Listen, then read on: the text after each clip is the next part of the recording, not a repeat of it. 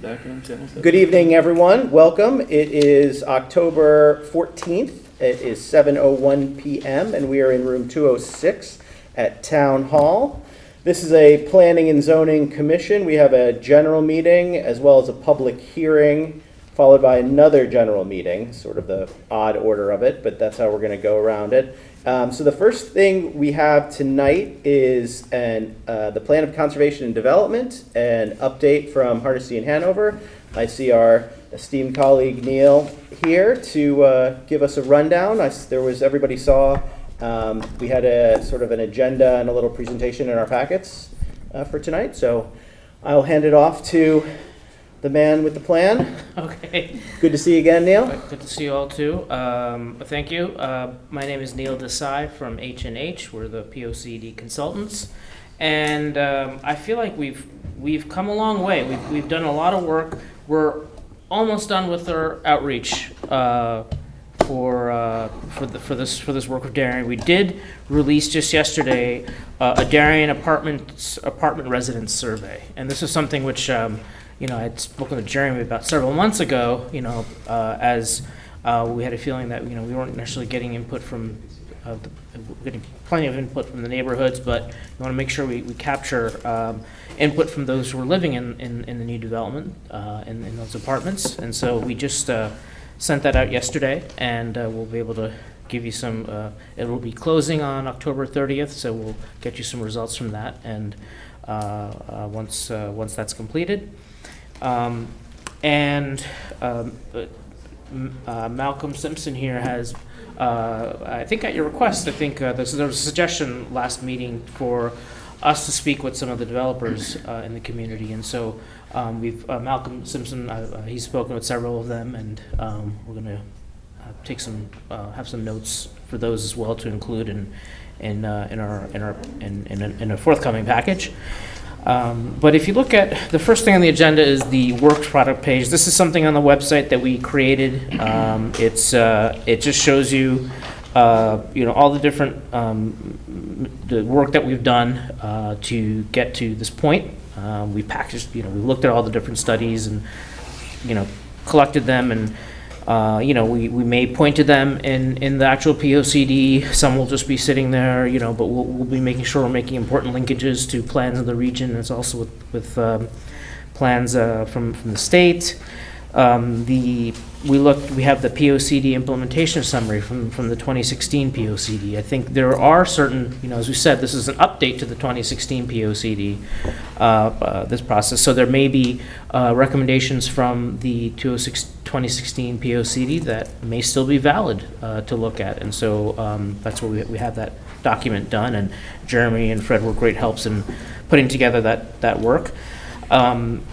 We met with just about every board, committee, commission, a lot of organizations in town, and that was very fruitful. I mean, most groups sent us detailed recommendations. Like, this is almost like, this is like, oh my goodness, like this is work that, we would have had to do, although we still will be doing a lot of work in that regard. But it gives us something to evaluate and us to discuss with you the suggestions, the very specific recommendations that some of the groups have been, and boards and commissions have put forth. And so we have that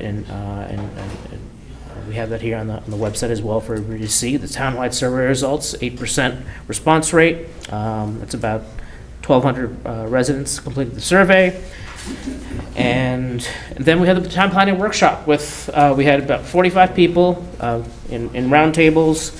And really, that's really what I want to look at, and then I want to talk about next steps. But I really want to just flip through the summary of the roundtable discussions, because this is where we start to go to the P&Z and ask, like, okay, so this is, we brought to you this information, we've compiled this. Here's what's kind of coming up to the top. Here's what topics people seem to believe are doing well and the town is really successful in operating or managing. Here are the topics that we believe needs more work. And so if you look on, I think the best way to cut straight to the chase is on page 4 of your packet, of the actual roundtable summary discussion. Those are paged, those have page numbers on them. You're Page talking 4. about the scoring topics by priority level. Yes, story and topics by priority level is the outcomes. We compiled everything amongst all the groups, and we have a list of, topics organized by their level of priority according to the folks in the roundtable group. One thing that the 2016 POC didn't really have is it didn't have any sort of sense of, it's a very thorough document, very, every section had a lot of detailed recommendations, but there was no communication of what should be the priority actions, and so that's one of our missions is to start to bring in some, okay, we have 100 different things we can do. What's going to float to the top in terms of priorities for the POCD that we would recommend in the actual POCD document? And so you have in transportation, infrastructure, community facilities, you have climate adaptation and stormwater management, which are very interrelated topics that floated up to the top, I guess you could say. You see parks and recreation and public transportation, and generally those things people, especially public transportation, people said, Darien has only limited amount of ability to, change and recommend things. We can certainly lobby for certain things, but it only has limited capability. So, that's something. Parks and recreation, people seem to generally agree that it's been excellent, it's excellent what we have, and, in terms of, is it a priority? Well, no, we really have it well. Great Island is its own thing, which is a massive project into itself, but unknown caller. Generally speaking, people, felt that that topic doesn't necessarily need as much attention. And so another thing I wanted to and this is something I want to get into more detail in a future meeting, we'll talk about is, essentially it's like, if you have priority topics, you want to spend the most ink on the topics that are the highest priorities and the least ink on the topics that are kind of the, that are more in the lower priority spectrum, within certain bounds. And so that's another thing we'll show you and talk about more in terms of our structure or our approach to the POCD. That's something we want to talk about a little bit later. But this is what this helps us to do, having these priority things. When we discuss each topic in the POCD, it could be they don't necessarily need to be arranged in priority, but maybe it's in the implementation matrix that we have at the end where you really show where the priorities are. Or in the document, maybe there's a statement of principles and priorities where you communicate these things. But more important right now than how we getting into the POC document and how we structure it and arrange it is I just want to get a sense of. I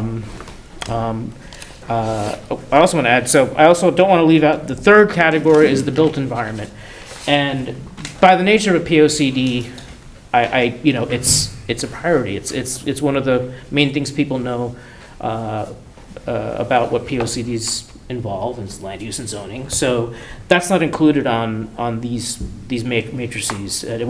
People weren't asked to prioritize the built environment because it's really one of the most important functions of POCD is to set forward a vision for land use, potential zoning reclamations. So that's important. That's highly important. So that's why that's not weaved into these two matrices. So I think with that said, let's see. There's I guess I wanted to first focus on the kind of the topics by priority level, and I think whether I think what is your impression of how these turned out, and whether as a board, there's certain things where you have more ability to have some say in, and there may be topics that let's say biking, for example. All these topics you'll have some sort of say in some way, but in terms of when it comes down to what the P&Z can do, how much can the P&Z enact do for each of these topics. And so that's kind of one question is where does the P&Z see having the most kind of involvement in. And now I want to bring in the second table, the conservation and environmental protection. Those four categories, land preservation and conservation, natural resources, coastal resources, and historic preservation. So I also want to bring those in too. And I guess I want to get a general sense of, how, this is kind of the first time we're asking, like, so how do you think how should we start to kind of look at these priorities? Do you think that we should, that generally speaking, what you see allayed here is how, you view, is kind of, how you would view our POCD following, or is there certain things that should be shifted around, or what I kind of hear some of the thoughts on these topics. I'll let our dear leader of town, ex officio, first selectman, go first. Any thoughts about the? I guess I would. You were at the meeting. I guess I would say the prioritization is going to depend on a little bit on the language that's attached to each priority. Right? Mm-hmm. So if you come in and say, here's the topic, and then how do you describe it, is going to help us decide, say 5 years from now, when a particular topic comes up that touches on one of these points in the POCD, how much emphasis do we need to put on that particular point in making a decision about it? So you guys come up and there's some kind of planning and zoning decision. If it's, because you're not going to have these numerical scores in front of you, I think the language around it is going to kind of govern the importance that you attach to that particular element. And so I think it's how many superlatives you're using. This is extremely important. We must really follow this, versus something that's less encouraging or less forthcoming.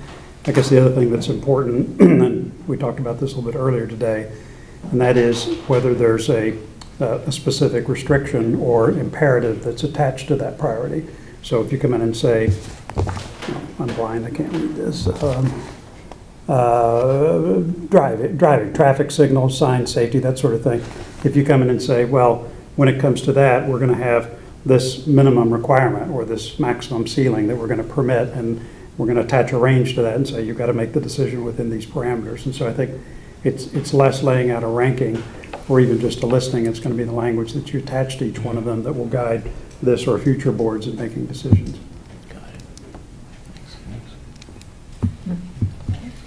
I think too, the language will be very important, and I also think when we're developing the POCD, we need to also take into account, things that we can do versus things that are out of our hands. Like for example, the public transportation. We don't have as a town, as a zoning board, a land use board, we don't have the ability to renovate the train tracks, or to widen the Leroy, underpass. We'd love to do that, but there's a lot of things I think that people in these meetings and some of the feedback we've gotten that we cannot do, even if we wanted to, even if we were all in unanimous agreement about X, Y, or Z, we just legally cannot do that. And so we need to make sure when we're drafting out the POCD and we're setting, if we do set priorities or what language we use, we want to focus on things that are achievable and things that we can do in this town versus things that we just know we could never do, right? We can't put lights anywhere we want on state roads. We just can't do it. We'd love to. It's a #1 complaint. Why isn't there a light here? Why does this intersection stink? Right. What is that? What's going on?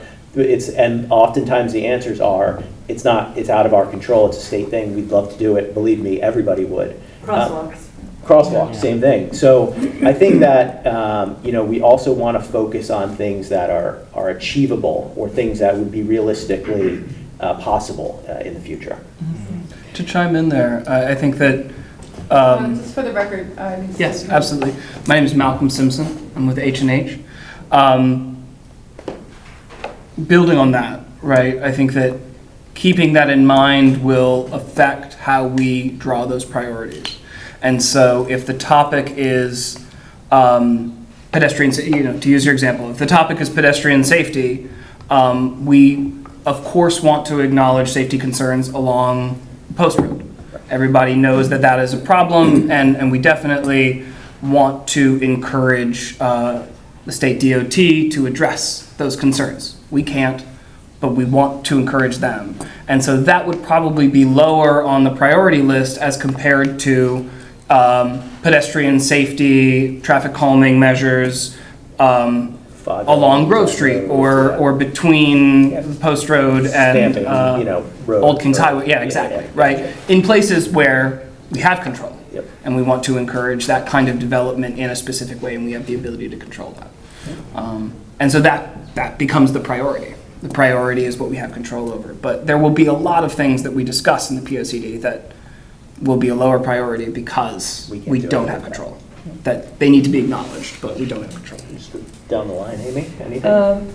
Early observations on some of the feedback that you've outlined in this document is residents saying, being concerned that we have overbuilt, we've built too many things, and to have a slower pace of development, and how that reconciles with state regulations that might push a municipality to make other decisions. I think it's going to be important to be able to not sweep the voice of the residents under the rug just because we think there's a higher edict. So I think it's important that we capture that, because everything that we do or the future commissions will do is going to have a litmus test against this document to say, yes, we agree to this because it's consistent with the 2025 POCD, the 2026, POCD. So I think it's, there's going to be conflicting priorities that we are, when this all is said and done, when you summarize the workshops, input that you have from commissions, input that you have from developers, and input that you have from residents, it's gonna, there's gonna be a lot of this. Oh, yeah. So, it's how we capture that, not lose voices, but, and shake it out into the priorities of what is local control and the development of Darien as much as we can into the people that are elected by the residents of Darien. That's my 2 cents. Makes sense. And one thing also that's going to be important in this POC is that there's a lot of things happening already on some of these actions. Public Works is working on sidewalks as a consultant, being hired. I think there's I saw something in parking in your newsletter, and so I think that's another thing, is to catch up and make sure that people are aware that there's, as they're talking about, we need more walkability. And they actually do. Walkability is one thing that people do recognize, that there have been improvements, and they see that. But of course, they want more. I think just to touch on that too, when we do get further down the line, we also want to consider the fact that there's a lot under development now that will be finished. So like Corbin, in terms of walkability, when that's all done, it will be much more walkable than it is now, and I don't think they're going to be done by the time we complete this POCD.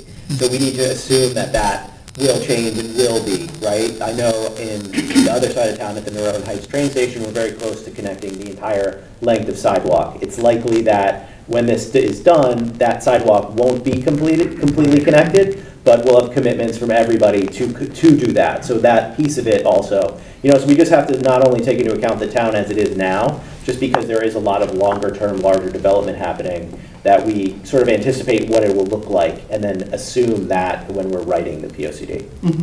And anticipating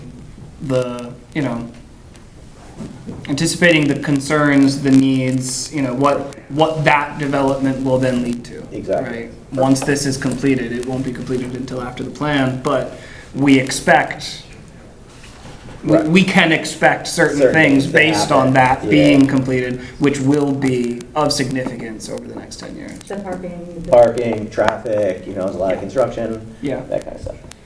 George?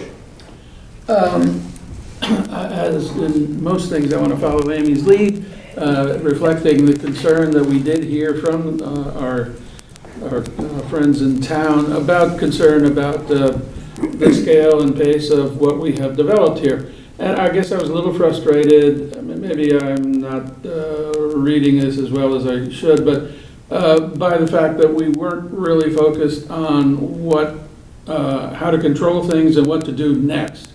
This is, as I see it, a reflection of what we have done and what is the impact of what we have done to the town. And that's all fine, but as you were just saying, Adam, we've got to think about the future some more.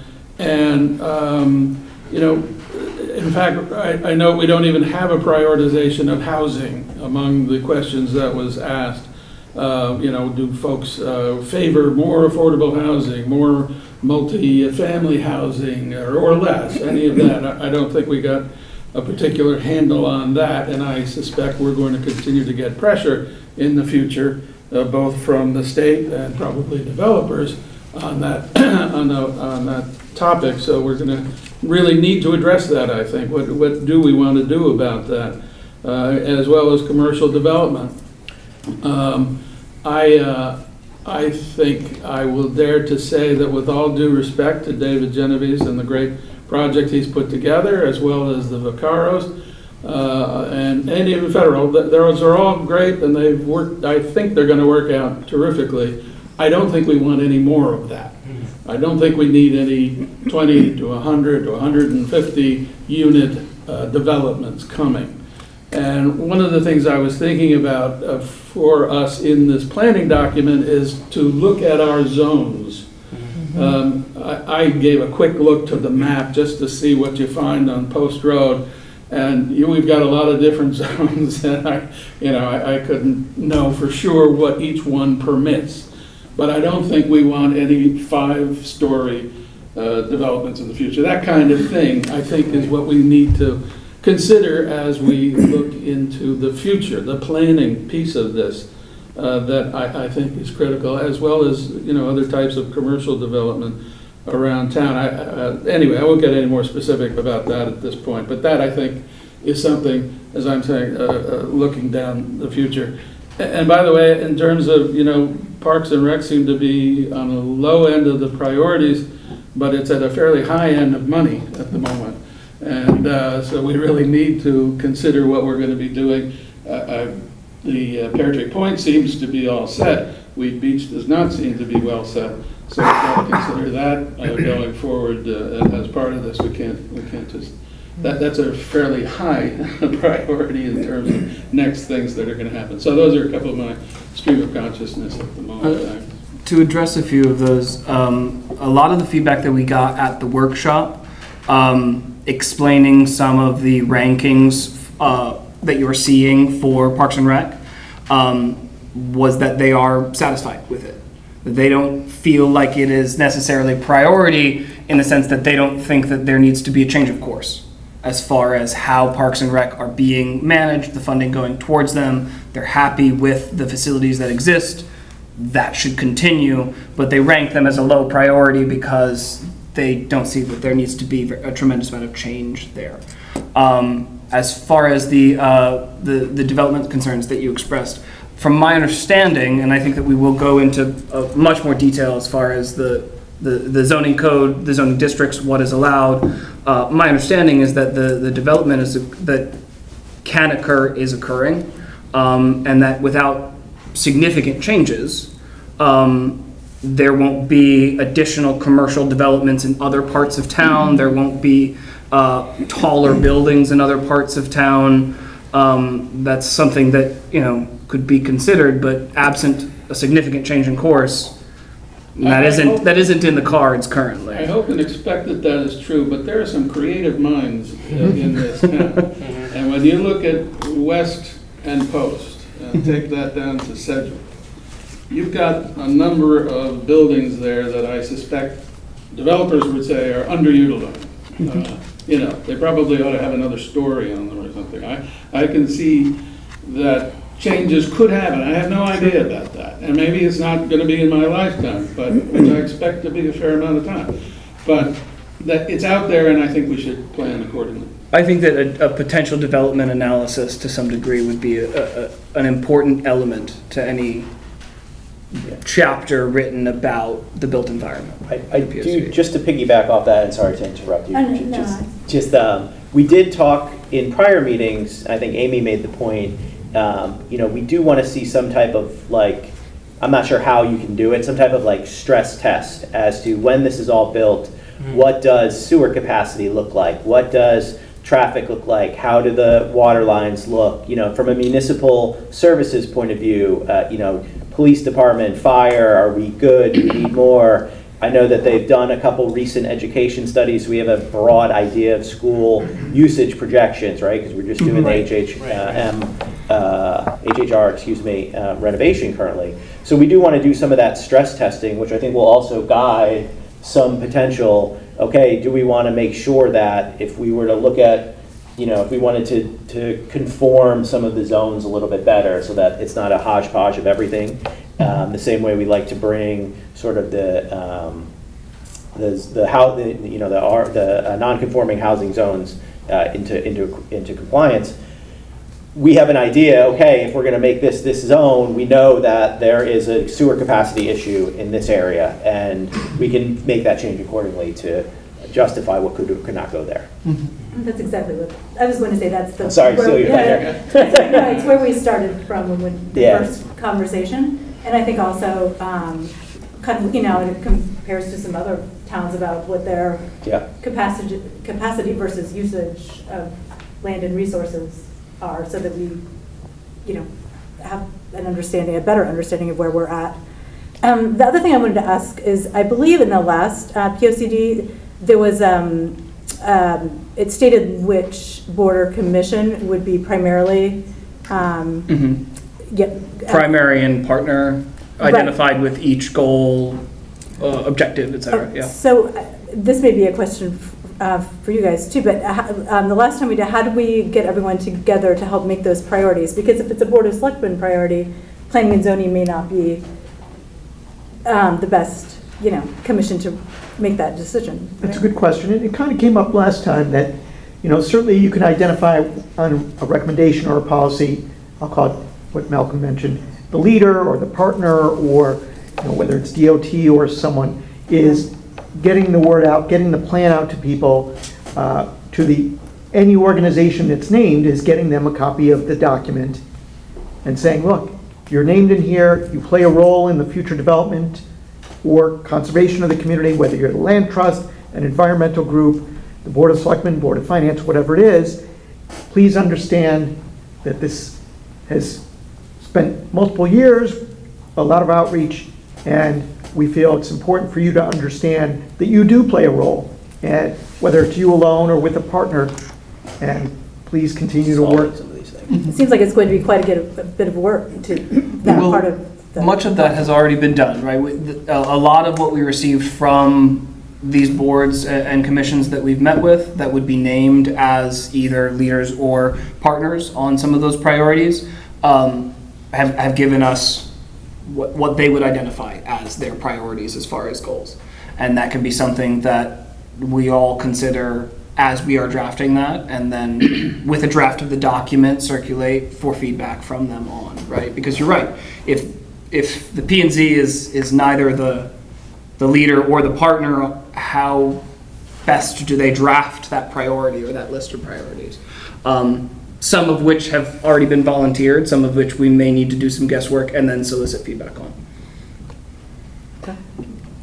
One last thing I would note before maybe kicking it back to you, when I look over sort of the feedback we've gotten, not just from the group chat, but also from the surveys that have gone out in town, I think you're doing a good job, in trying to bring other voices in. There are a very vocal sort of minority set of voices about certain topics in town, and we want to make sure when we're drafting this POCD that this accurately reflects all of the voices in Darien and not just the loudest ones about a very passionate topic. So we do also want to make sure we take that into consideration, because I can see that the comments we're getting are skewed, and I don't know that I think they reflect genuine concern in the community, but I don't know that they're as a concern as other people have, or that some people make it out to be. That's exactly right. And when I look at page 6, page 6 I wanted to go to, that's specifically in housing.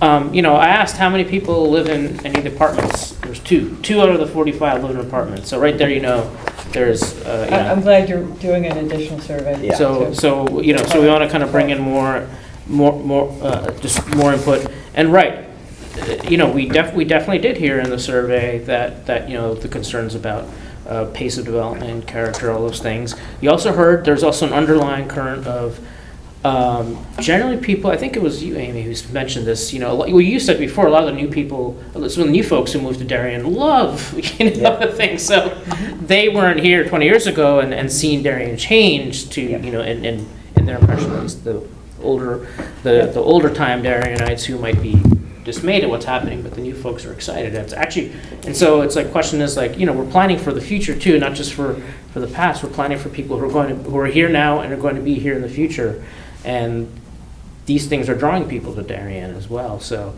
but I did want to touch on number 6. I think certainly, you know, yes, it was the roundtable group. There's 45. There was good input, but I do believe it was, you know, there was.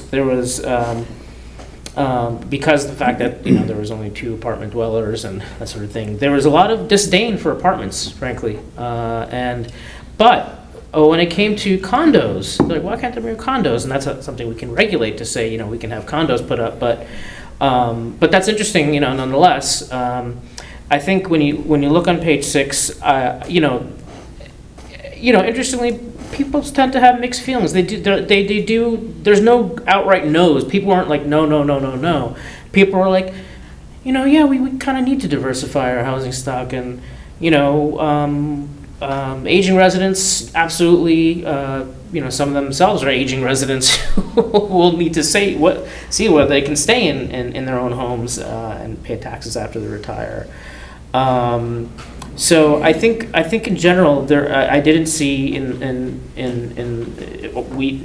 I didn't hear, and those who were there, I think, you know, I didn't hear any outright no's, but there was kind of like, you know, in between, like, okay, yeah, we should. There wasn't like outright embracing, but there was just like, you know, they could understand that there's a need for housing that is more affordable, as well as affordable housing, and condos was something that seemed to be highly favored.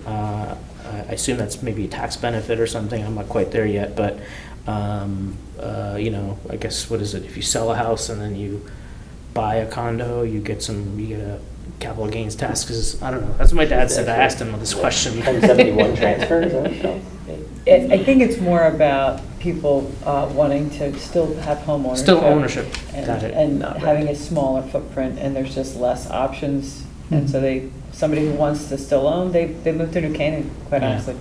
Right. There's not a lot of stock here. Right, and exactly what they say. They move to New Canaan. That's friendly to seniors. Yeah. Okay. There's some that you have to a flight of stairs to go get into your condo, and no outdoor space. And those 2 things right there just knock a lot of people out. Yeah. And that's why they go to New Canaan.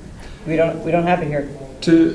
To briefly address what you had raised, right, the idea that, which is true in any public outreach campaign, You're always going to get you are going to hear from the most passionate, you know, and the most vocal minorities. Whatever that particular issue is that they are passionate about and that they are vocal about, those are the people you're going to hear back from. And there isn't necessarily an easy way to totally understand how, you know, the vast majority, what the opinions that would be voiced by the vast majority of residents in town might be. That will be our responsibility. Yeah, I think that's to take these responses. Right. I think we're the ones who are the ones who need to consider that more than, let's say, you guys. You can't really, obviously, you can't infer what somebody who didn't provide any data to you might think about something. As much as I love doing that, you just can't. So I think that's something that we as a commission have to kind of guide you on and take into account just in our own minds. One idea might be, and you know, I'm not one for assigning homework, but if the P&Z would like to take the you know, the handout that was given to residents at the workshop, or even an enhanced version of that, and give those responses, right? Like take it themselves and see how you would, you know, in a blind average of that, what do your averages look like in comparison to what we received at the workshop? I think that would be an interesting exercise, and I think that would also help us as a group steer the conversation towards considering priorities, considering action items. I think it would be a useful exercise. A lot of our feedback has been more strategic rather than providing information, so there should be some mechanism to do that. for that. Yeah, absolutely. I think it's a good idea. I like that idea. Hey, Neil, anything further? Just next steps. So thanks for that suggestion, Malcolm. We even talked about how, we met with every board and commission. Of course, we met with you, but we didn't meet with you in the same way that we did. But this could be one way to meet with you in that way, to do this mechanism that Malcolm suggested. And obviously, we're going to get into it in more detail as we move forward, without a doubt. So, but next step. So the November 10th meeting. Where are we on that Gantt chart of horizontalness? Are we like at work where you have some nice one and then you look at it and you're supposed to be here and we're actually there? Start yelling at the junior people. We're at the part where we're going to start writing. Yeah. Yeah. Well, so that's what we want to put together. Well, I already started to review some of our ideas for improving on aspects of the 2016 POCD. I'll cover some of that because that's going to influence the outline and the structure of the POCD the draft that we want to present to you next time on November 11th. I'm sorry, on November 10th, and then the following meeting in December 2nd. The plan is to. I don't know yet what section 1's going to be. It's probably going to be a couple of sub-chapters, but to be able to just submit that to you, right, if there's time, just to start getting into pen and to paper. Right, I think our view, correct me if I'm wrong, when they did it in 16, my understanding was kind of like a piecemeal, do chapter 1, 2 at this meeting, iron that out, give them some feedback, let them make some edits. Next meeting, then they give it back to us and we kind of review it offline. Next meeting, focus on 3 and 4. Following meeting, 5 and 6. This way, we're not doing 1 and 2, then reviewing 1 and 2 from the edits, and then maybe we want to, you know what I mean? We just want to keep moving it along, and because there's a lot of stuff we can do offline, because we are going to have hearings for the public before we submit this, obviously. It also eliminates the unfortunate. Here's the entire first draft. Right, we don't want to take get it home one big red line. document. Yeah, you don't want to do that either. Your understanding of the You're process? generally correct, which is, starting in December, we'll start seeing draft chapters. They'll get, kind of like today, kick around, get feedback, input on the chapter, come back the next month with the revisions, and then maybe the first part of the next piece, whatever piece or chapter that might be, and keep the momentum going. Usually on every 3 to 4 weeks for the next 6 or 7 months is bouncing ideas back and forth. So is it, and this is maybe an H&H question, so the next meeting in a couple weeks, 3 weeks, right, it's November 10th, it's going to more be like the outline of what the thing will look like? Yeah. And then we're thinking sections A, chapter 1, 2, section B, should be like that type of thing, and then we can talk about it, Exactly. Okay, I think that's great. Yep. And then the first actual draft in December. Yep, perfect. December. Any other sections? anything else you want to add? I think that's a great plan. No, that's fine. I think I'll talk to Jeremy about Malcolm's suggestion. I mean, we have the worksheets that we and the exercises. It's right. We can just send that to you all, and we can fill those out, especially if they're in the PDF. Fill that out. Type in the answers. Yeah. So, you guys have any other questions for these guys while we got them? Anything? Good. No, for Selectmen? No? Okay. All right, great. Anything else? I appreciate it. Thanks a lot, guys. Thanks for the update. It's good seeing you. Good to see you too. Have a great rest of your evening. You too. Will you be sticking around for the meeting, or will you be flying? I won't fly, I just want to be here. I think there's going to be a referral. Yep, the referrals are, yep. I want to make sure there are any questions about that. Awesome, no worries. All right, everyone. Well, moving along in our general meeting, as was just somewhat previewed, our next item on the agenda is the manual referral, number 3-2025, also known as PL 25-155, Board of Selectmen, Eversource Easement, 1 and 3 Parklands Drive. This is a request for granting of an easement in favor of Eversource over town-owned property on 1 and 3 Parklands Drive to provide utility access. So in our packets today, we got a draft referral letter from staff regarding this. It's a affirmative or a positive I guess, referral report. These things are pretty straightforward. It was only a paragraph or two, but it basically outlines, what is happening. Eversource is putting in some wires for Parklands, and why we support it and why the town should do it. So, Sav, anything you want to add to the mandatory referral here? I think the information submitted by Jen Charnowski was pretty self-explanatory. The one-page memo, a couple pages from the town plan, as well as a readiness and need plan showing the proposed easement area, which now has some overhead wires, poles and wires, and it really isn't, as they extend this to that 3 Parklands, which, as you know, there used to be a building there, and that building used to have electricity. It's really an opportunity for Eversource to bury them, get an official easement, which they've never really had here, and as you acknowledge, the report is pretty straightforward. Great. Any comments? No. Good? Just any questions? We'll do a quick straw hearing. Any other for George? Amy? Yep. Anybody? Okay. So I'll do a straw poll on this. All those in favor of sending this along? All right, 4-0. First mandatory referral in.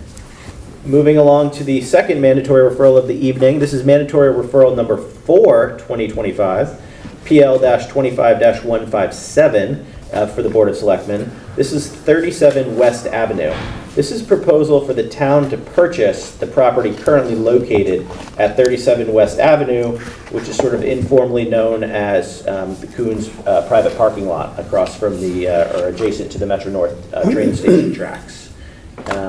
So guys, anything you want to add to this? It's a pretty straightforward referral that, we encourage the town to purchase this property. Yeah, it's, again, you have in your packets a copy of CGS Section 8-24 and a few pages from the 2016 Town Plan of Conservation and Development and the memo from Jen Charnowski talking about the proposed purchase. And it is an opportunity for the town to, I'll call it, control the parking, which is ensure that that parking will be available for the future. It's been in that form, I think, John, you had mentioned at the Selectmen's meeting, since the 1950s. So about 60, 70 years, that parking lot's been there serving folks in Darien and others nearby, and an opportunity to park close to the train station. So it's a valuable resource for the town. As you know, a lot of people move, when Amy talks about why do people move to Darien, it's being on that train station main line with well-served parking that's available. As a commuter and a parker in the Leroy lot, I can tell you it's full now. Fridays it might not be, but every other day, if you go in there at 8 in the morning, you're parking all the way in the very back if you're lucky. That's the Leroy West. Leroy West lot. So yeah, so I think maintaining the parking in town is certainly important, especially for and around the train station. Yep. Yeah. Amy, anything? Curious, how do we envision allocating parking for that? Do we know yet? No plan yet. I mean, what we're basically going to do is run it exactly like it is through year end. The gentleman that the Coons hired to run the little guard check there, he's going to stay on payroll until at least December 31st.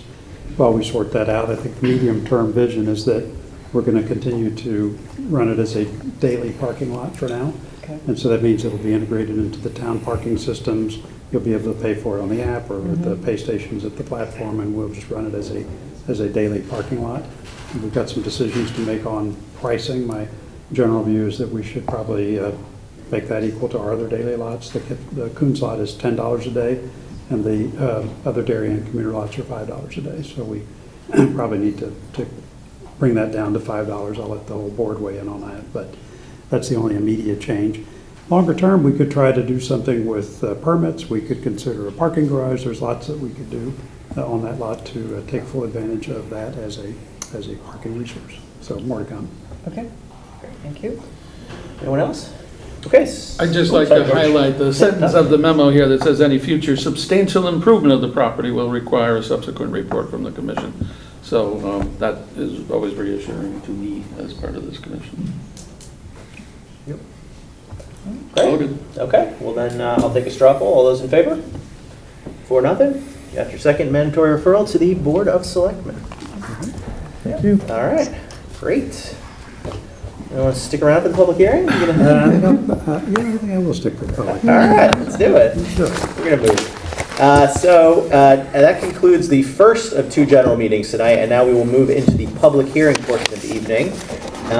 The first item on the public hearing agenda is the special permit application number 343, land filling and regrading application number 553, A as in Apple, also known as PL 25119, Daniel and Andrea Pezley of 23 Greenleaf Avenue. This is the proposal to install an outdoor sports area, include a 1,390 plus or minus square foot pickleball basketball court with a concrete base, a 14 by 70 batting cage, a 2,340 plus or minus square foot artificial turf putting green, and to perform related site development activities, including regrading of the property to accommodate the improvements and installation of stormwater management. The 4.14 plus or minus acre subject property is located on the north side of Greenleaf Avenue, approximately 620 feet west of its intersection with Hollow Tree Ridge Road, and is shown on Assessor's map number 28 as lot number 7 in the R1 residential zone. Gentlemen, staff, what do we got here? This application was submitted in conformance with sections 1000 and 850 of the Darien zoning regulations under our special permit and land filling regrading regulations. Prior applications to the Environmental Protection Commission and Planning and Zoning Commission in 2023 were approved for the house currently under construction on the lot. They have now gone ahead and submitted the separate application for the construction of an outdoor sports court, as well as putting green and batting cage on the property. Any applications on residential properties that propose outdoor sports courts do require a special permit from the Planning and Zoning Commission, and that's why you're seeing that this evening in connection with the land filling and regrading piece of the application. The application was referred out to Joe Canis of Ty and Bond. He submitted comments for the record dated August 18th and September 29th. In his most recent memo to the commission, the September 29th memo, he notes that all of his outstanding comments had been addressed. Mike Vitti, a building official, also submitted an email for the record dated August 19th, noting no issue with the application. And tonight, I believe we have Matt Bryan of Hoffman Landscape, the applicant's representative, to present the details of the application and answer any questions you may have. And I'd just like to also note we did also get one comment, email or letter from, I believe, a neighbor that was included in the packet as well. Yes, thank you. Yep, no worries. Okay, so sorry. Take it away. Welcome. Good evening. Yeah, just say your name and affiliation for the record. Yep, Matthew Byron with Hoffman Landscapes, registered landscape architect. Fred did a great job of explaining the project. We can probably dive right into the plans here. I don't know if you guys have looked at them yet, but overall property, north arrow here, new residence is under construction, moving along nicely, and site work and drainage has been installed for that. We're in the process of doing masonry, landscape, swimming pool, all that. So we're looking at the northwestern back corner of the property here, and we were talking about basically kind of a recreational area off the back of the house with a batting cage on the western side, a half-court basketball court. Clarification, there's no pickleball, so there's no net, there's no pickleball. It doesn't fit on the shape of sports court. So it is strictly a basketball court. And then to the east of that is a synthetic turf putting green with some artificial bunkers, fringe, chip and putt. And obviously, all of this was then engineered by Mueller Engineering to assess the rainwater runoff. And we are within our zoning setbacks for the entire structure. Additionally, we have some existing photos for the space showing the vegetative buffer with the neighbor to the north and the neighbor to the west. So this is a view to the property to directly west of this. And this neighbor has put in a court as well, and they have done some vegetative buffer planting, plus some existing trees that are along that, canopy trees that have been maintained. And then this is directionally looking to the north property. You can see there's a heavy vegetative buffer of existing canopy trees and understory. And that's about where it will go, sort of. Correct, so it will actually end up right in this area, right about here. Exactly, so you can see there's a good amount of, that's what I saw when I went out there. It looks like that spot's a good spot for this when you're looking on this somewhat large property. Correct. Yep. Obviously, there's wetlands on the property, so it's really limited where this could go, but it is well outside of the upland review area of the wetland. It's relatively flat, which is helpful. And then this is looking to the property to the east. So there's there's mature canopy trees wrapping this entire property. And in this phase, or this area, this recreational facility does not require any additional tree removal. Okay.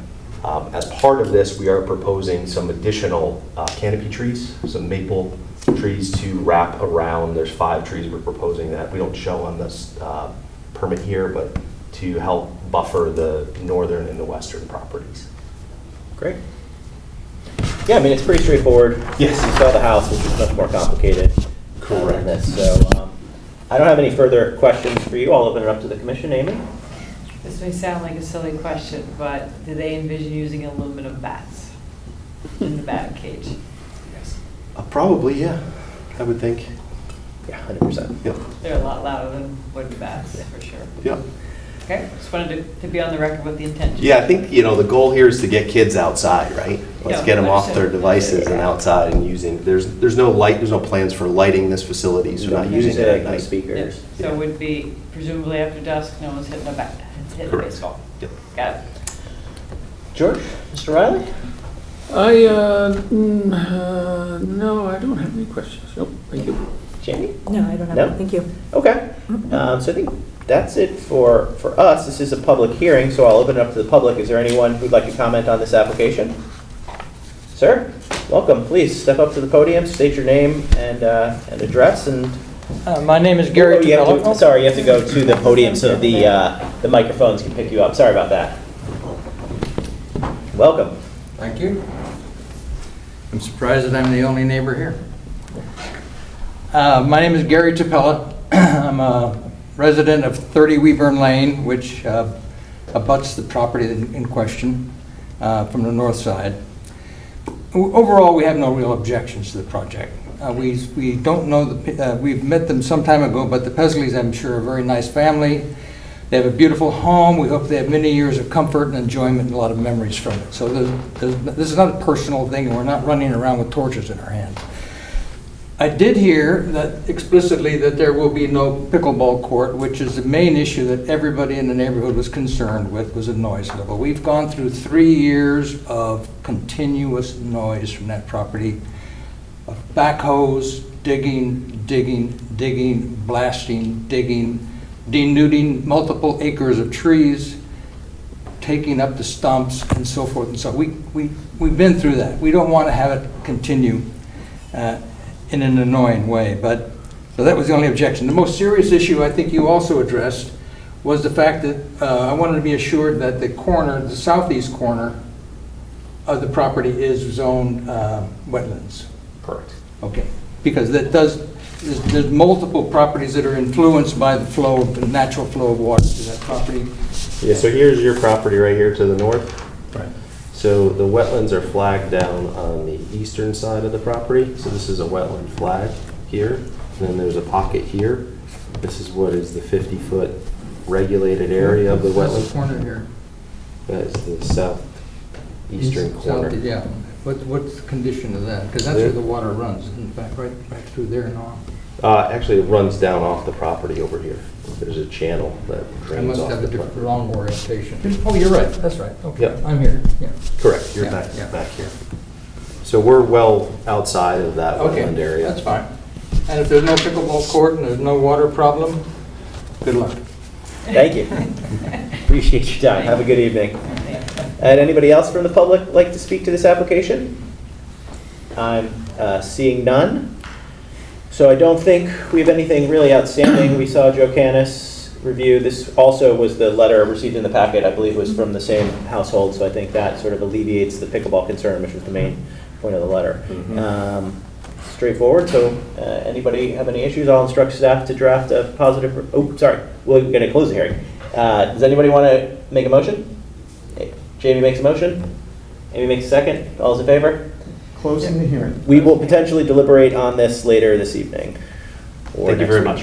Thank you. Is anybody else having trouble with internet right now? I can't connect to the, I'm going to try to use my phone to connect. Mine is working. Oh, I'm not able to connect to it. Are you on Town Public? Mm-hmm. Town Public appears, I'm good on Town Public. Yeah. Okay, well, I'll try something. Sometimes it jiggers like in and out. Anyway. Go off and go back. Continuing right along with another property on Greenleaf, random. Land filling and regrading application number 573-A is an Apple, PL 25150.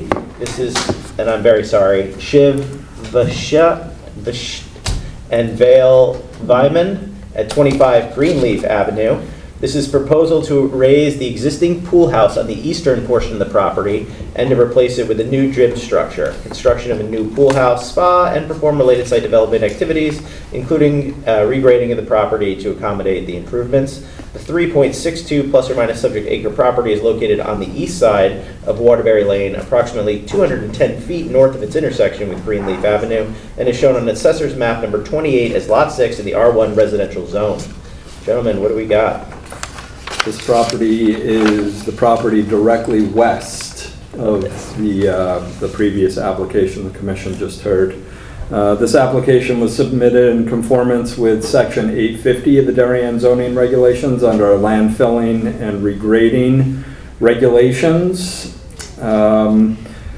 Again, the commission saw an application for this property in September of 2024 for a sports court in the direct vicinity of the now proposed two detached improvements for the property. As you noted earlier, Adam, the application is to construct two new detached structures, a gym directly adjacent to the existing in-ground swimming pool, as well as a new pool house, which essentially separates the pool from the sports court that was installed on the property in 2024. The application was referred out to Joe Canis of Ty and Bond. He submitted comments for the record dated October 6th, and most recently today, October 14th.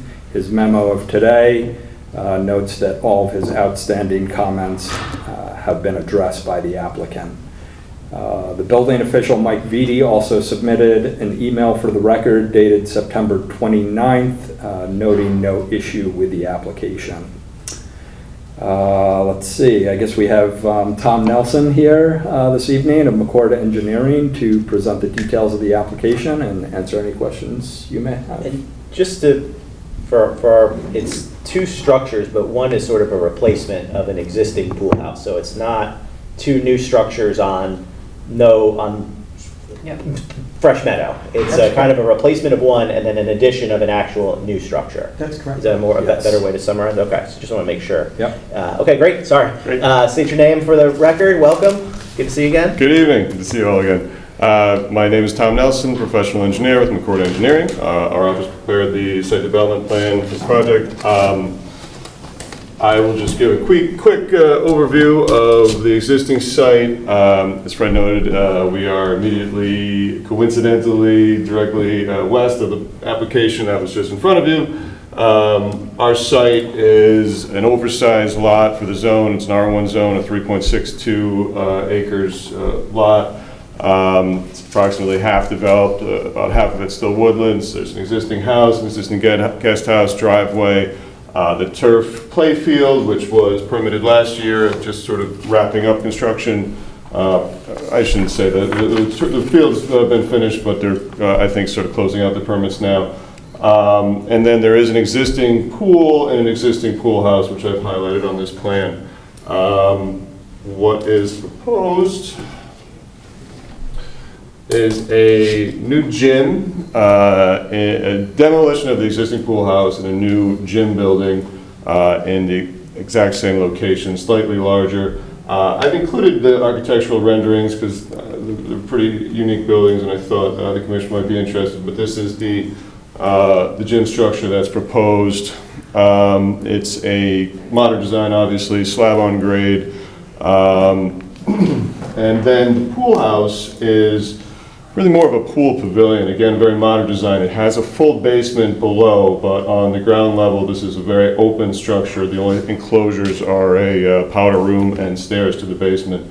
The rest of the structure is sort of wide open, other than the roof. The pool will remain, it'll be renovated, and the existing pool patio will be rebuilt and expanded. We've proposed a stormwater detention system to capture runoff from both of the new roofs and most of the pool patio. That will be conveyed to an underground detention system located just south of the new development. We did have good soil testing results, so we do anticipate good infiltration. We've designed that system to provide stormwater detention, so there's no increase in peak flows from the site through a 50-year storm event. It's also sized for water quality purposes.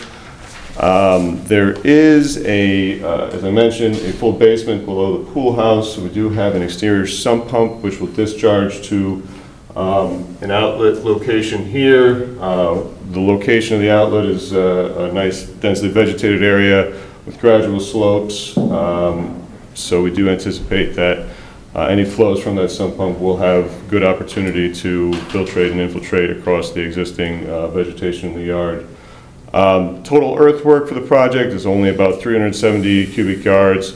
We anticipate about 40 to 50 cubic yards of material brought on site for just gravel for the foundations and the detention.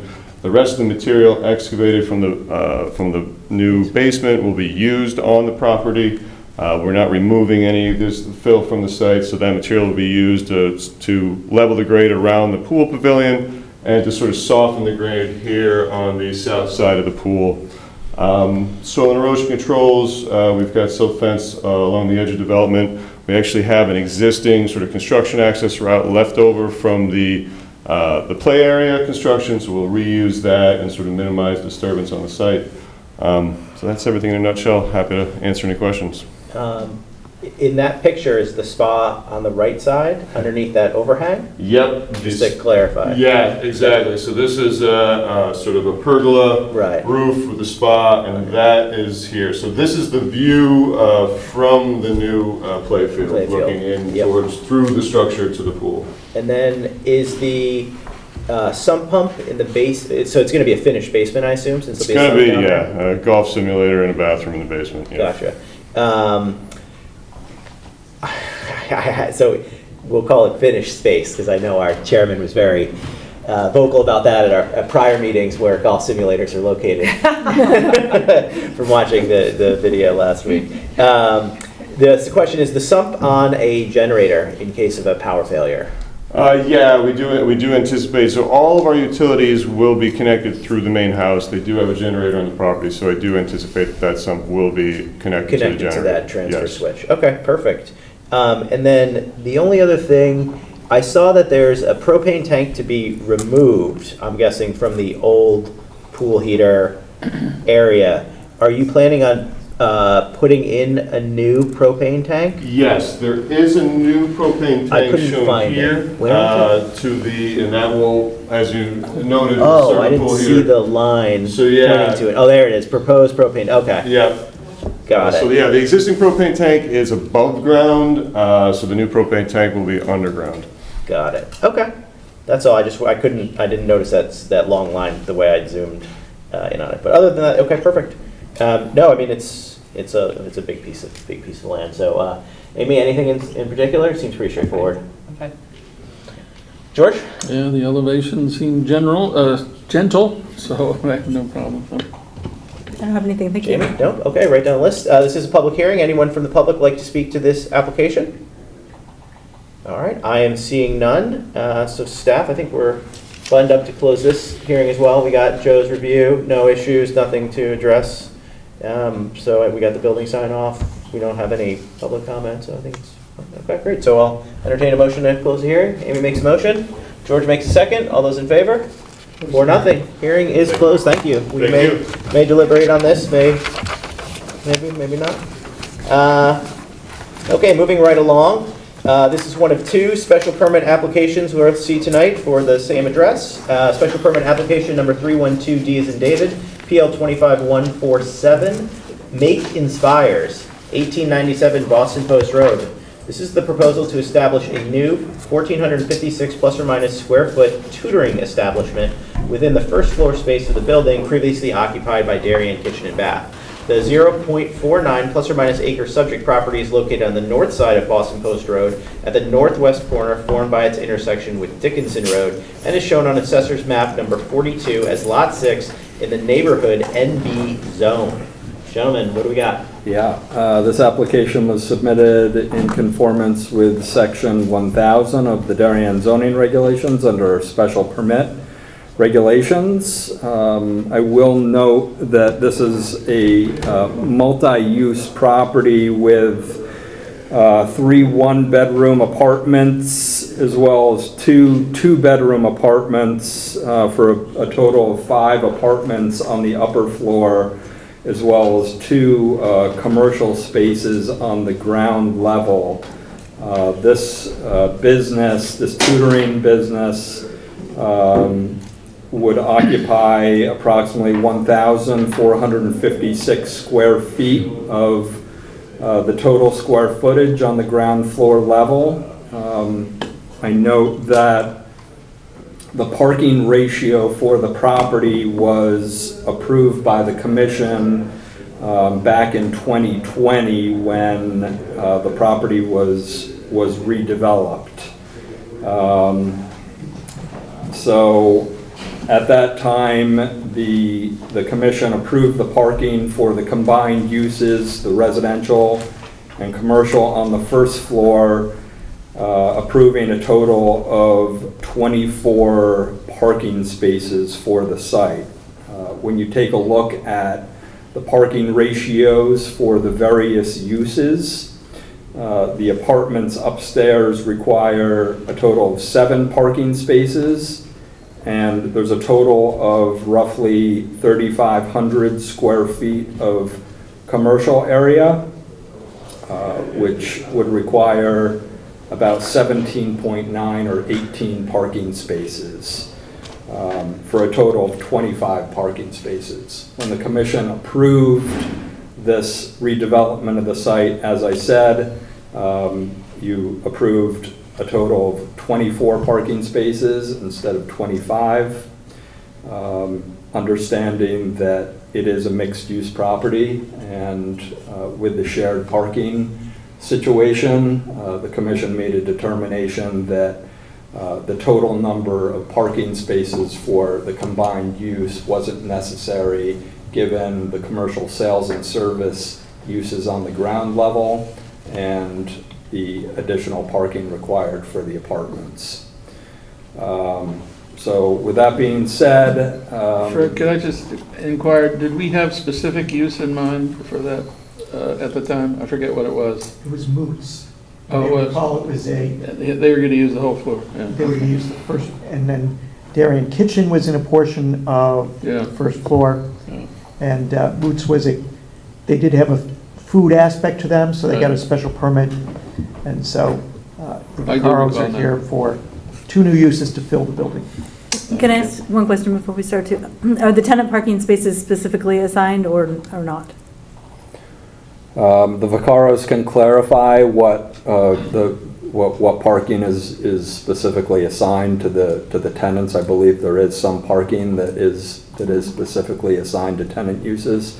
But John Vaccaro, the property owner, is here with the prospective tenant, and I'll let you guys take it away. Before we get into that, just make a note, we did get some concerns from Bob Bush, the fire marshal. Yes. Regarding the number of students, 24, and then the parking situation. We also received an applicant response letter to that, basically stating the nature of these types of tutoring is a drop-off and not a 24-person sit there for hours on end. But just to note the fire marshal comments as well. Yeah, but thank you. Other than that, yeah, welcome, gentlemen. Please just state your name for the record. John Vaccaro, owner, name of our company is D20 Group. We have a few colleagues from D20, all Darien residents, and also Darien resident. Travis Sloss is the owner of MakeInspires. Any use within this neighborhood business zone in terms of all tenants have to be approved by special permit. There's really no exception to that. So this is not necessarily an unusual request. As it relates to the parking, there is 7 parking places that are designated in the back side of the property for residential. The entrance to the residential is in the back, and the side on Dickinson, and then the front, the entrance is really for the retail. This use is really for education purposes. Travis has a few different schools that he'll talk a little bit about the use of the school and whatnot. As it relates to Bob Bush's comment, generally there's maybe on average 8 students in each sort of class, so maximum is 24, but generally on average is more like 16.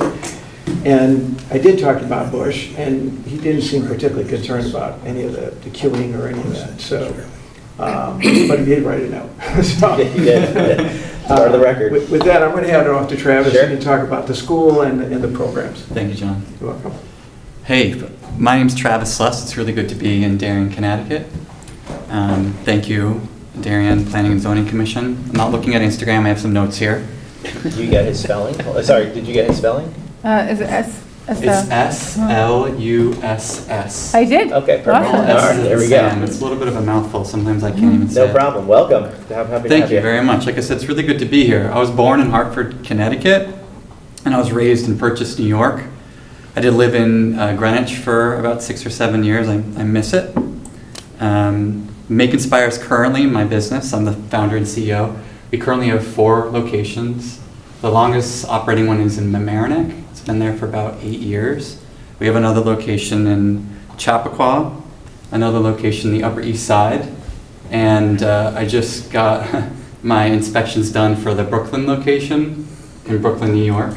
We'll be opening that in just a couple weeks, and we're really excited to hopefully open up in Darien.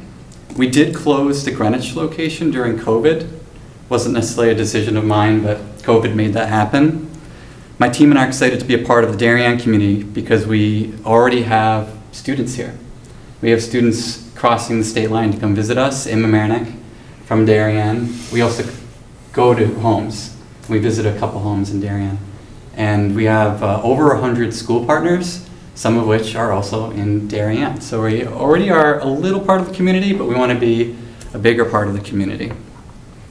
And what I was getting to is Darien, you know, it's a cohesive town, engaged with an engaged community that aligns with our educational mission. So if you're wondering why we're here instead of Greenwich, we chose to be here instead of any other town. MakeInspires primarily serves ages 5 through 14. With small class sizes, we really specialize in small class sizes so the students can get individualized attention. Most classes you're looking at 6 students with a cap of 8. So 1 instructor for every 8 kids. The space has, I'll get a floor plan up in a moment. The space is going to have 2 classrooms. So like John was saying, you know, most days there's going to be 12 students there. Sometimes we do workshops, like on school days off, and that's when you're going to see some more students. Our trained staff has over 100 instructors providing individualized attention, like I said, in STEAM education. So STEAM is not an acronym I made up, but it does require some explanation. It's STEM with the A for arts, so science, technology, engineering, arts, and math. That covers everything from 3D printing and robotics to coding, science projects, engineering projects. You guys may have seen 3D printing by now, but these are highly sought after by the children. These are called our MakeBots. Is it okay that I come up? Yeah, of course. Great. So the kids, they come in different colors. We keep printing them. And it is an example of an object that the kids would learn how to make eventually. Making something that moves isn't easy. So the kids really dig it because they move. They also come in different colors, so they collect them. FYI, if you're curious, this wasn't going to be a part of the speech, but we do recycle the plastic that we, our failed prints. They actually go to the Liberty Science Center in New Jersey, and they recycle them for us. So those are the subjects we teach, and many more. We have I started in 2011, so we have well over 30 original curricula that's made by our staff. And yeah, I guess it's time to pull this open. We are makers, so it's called MakeInspires because we make makers. We teach kids how to make things instead of just consuming things. So I made this. I didn't go to FedEx. I taped it all together. And it should stand up. If it doesn't, oh, John, I didn't expect John to be here. I have a little piece of tape. If we need it, John. Okay. So you could see it's one space that's divided into two classrooms with a portable wall made by a professional company called Versailles that's fire rated, and we have them in Chappaqua, we have one in Brooklyn. And the reason why we want a movable wall is because we also specialize in educational parties. So believe it or not, families, kids sign up to come and learn things with their friends for their birthday parties. And to share some logistics and operations relevant to the floor plan, we're talking about after-school classes and Saturday classes. So we're talking about classes that start after school, so 2:30, 3 o'clock. And because these kids are young, we end generally by 6. Every once in a while we'll go until 6:30, but it's not super common. I got you, John. Oh, good. This is what happens when you make things from home, but I can learn how to improve that next time. Or find out our makerspace. It's a drop-off model, like we discussed. So the parents drop off and then they leave. The classes are 60 or 90 minutes. They come back, and we allow the families to drop off up to 15 minutes before. So we have 10 years of experience showing that we rarely have everyone showing up at the same time. We also do school pickup. So it's a good piece of information, but it is also relevant to the concern. In Darien, that means Henley. We're going to be, with school approval, we obviously will reach out to the principal and make sure that everything's in order. We send staff to go pick up the kids and walk them over. I was going to say, so you envision walking from Henley, not some type of bus or like a walking suburban. old school, right? Yep. Well, I mean, you're right across the street. So. Yeah. With instructors that are trained to do so. We have procedures to make sure that everything's really safe. Okay. We do this in New York City. They actually have to follow a specific path. So God forbid if something happens, we literally will send someone to go find them because we know of the path. You guys don't want to hear the whole procedures, but I can explain more if you would like. I think we're okay. Yeah, like I mentioned, we're talking about 6 drop-offs and 6 pickups per classroom on the average after-school day, 5 days a week. And we do have the option to do staggered timing as well. And I'm here to answer any questions you guys have about MakeInspires and our use of the space. So just to kick it off first, the number of employees that you anticipate in the space is 2 or 3? So what's the number of employees? Each space has a manager, and they're there sort of like 9 to 5. During the school year, it's 10:30 to 6:30. And then when we start, the manager does a lot of the teaching. But once everything gets rolling, then each class will have a teacher, and there will be the manager. So in this case, you're looking at 3 staff members. 3 staff members, so, Mhm. okay.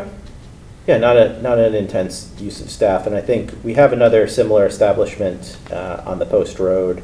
You know, it's not similar to, not just similar, and it's a tutoring type of place that does the same drop-off. I think that this space is actually probably more kids than this, and I don't think there's ever been a concern with parking over at Comm. So I think, like you said, the drop-off model will work fine here with only 3 employees inside. I think the parking is somewhat not an issue at all.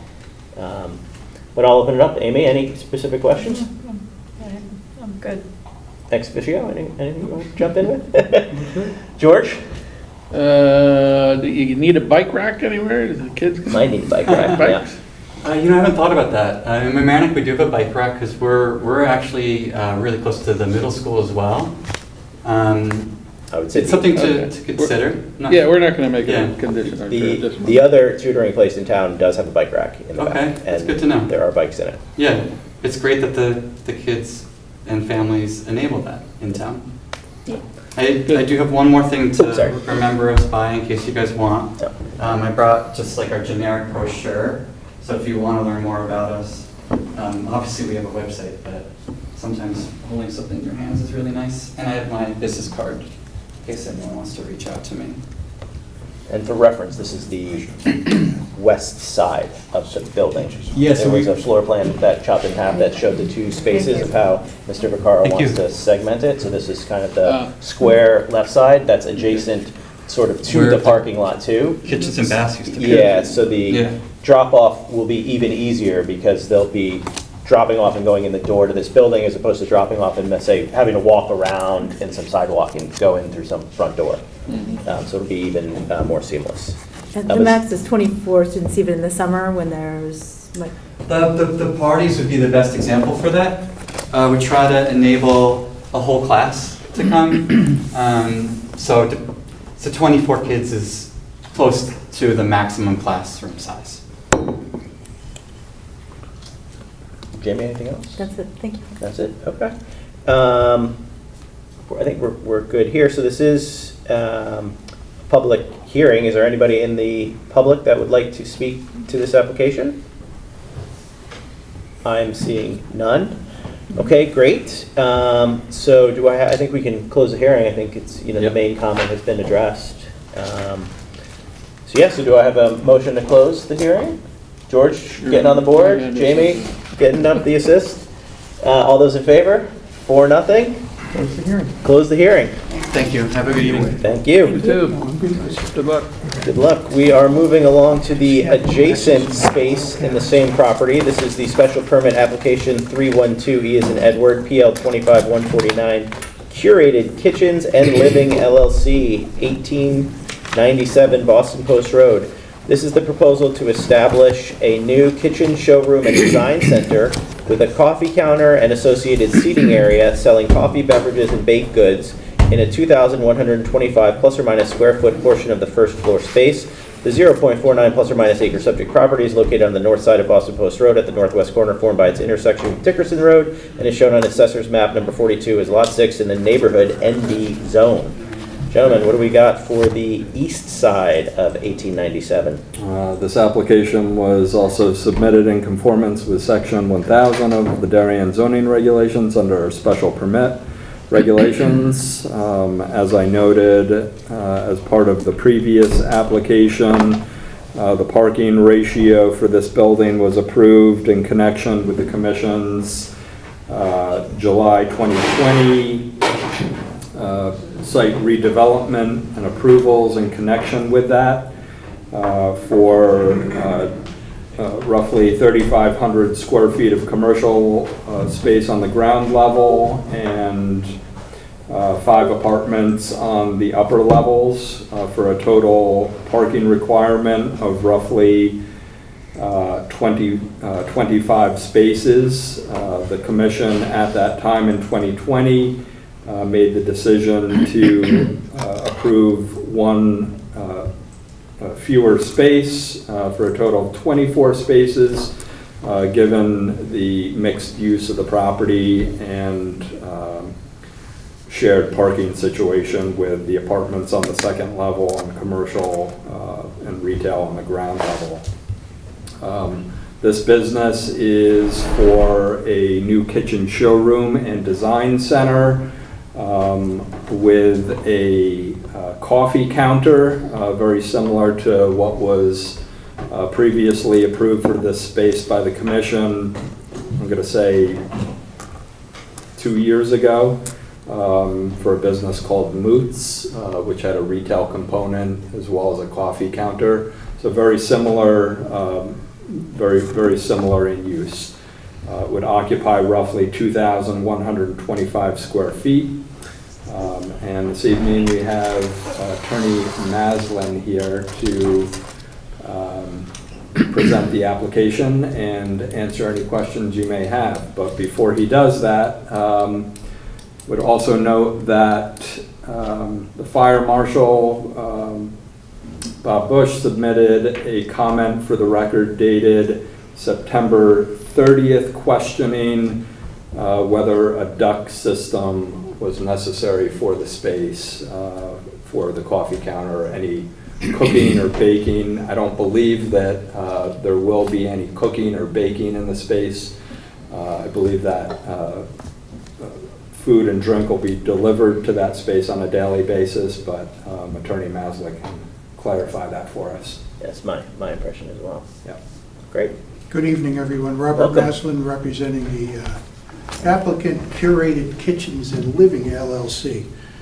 With me are Susie Mariniello, who is the owner or principal of Curated Kitchens. She's seated on the end there. And John and Joe Vaquera are here. They're the owners or principals of 1897 Post Road, the property owner and landlord. So by way of overview, I'll see if this works. Oh, there we go. Special permit, as you heard in the previous application, every use in this neighborhood business zone requires a special permit.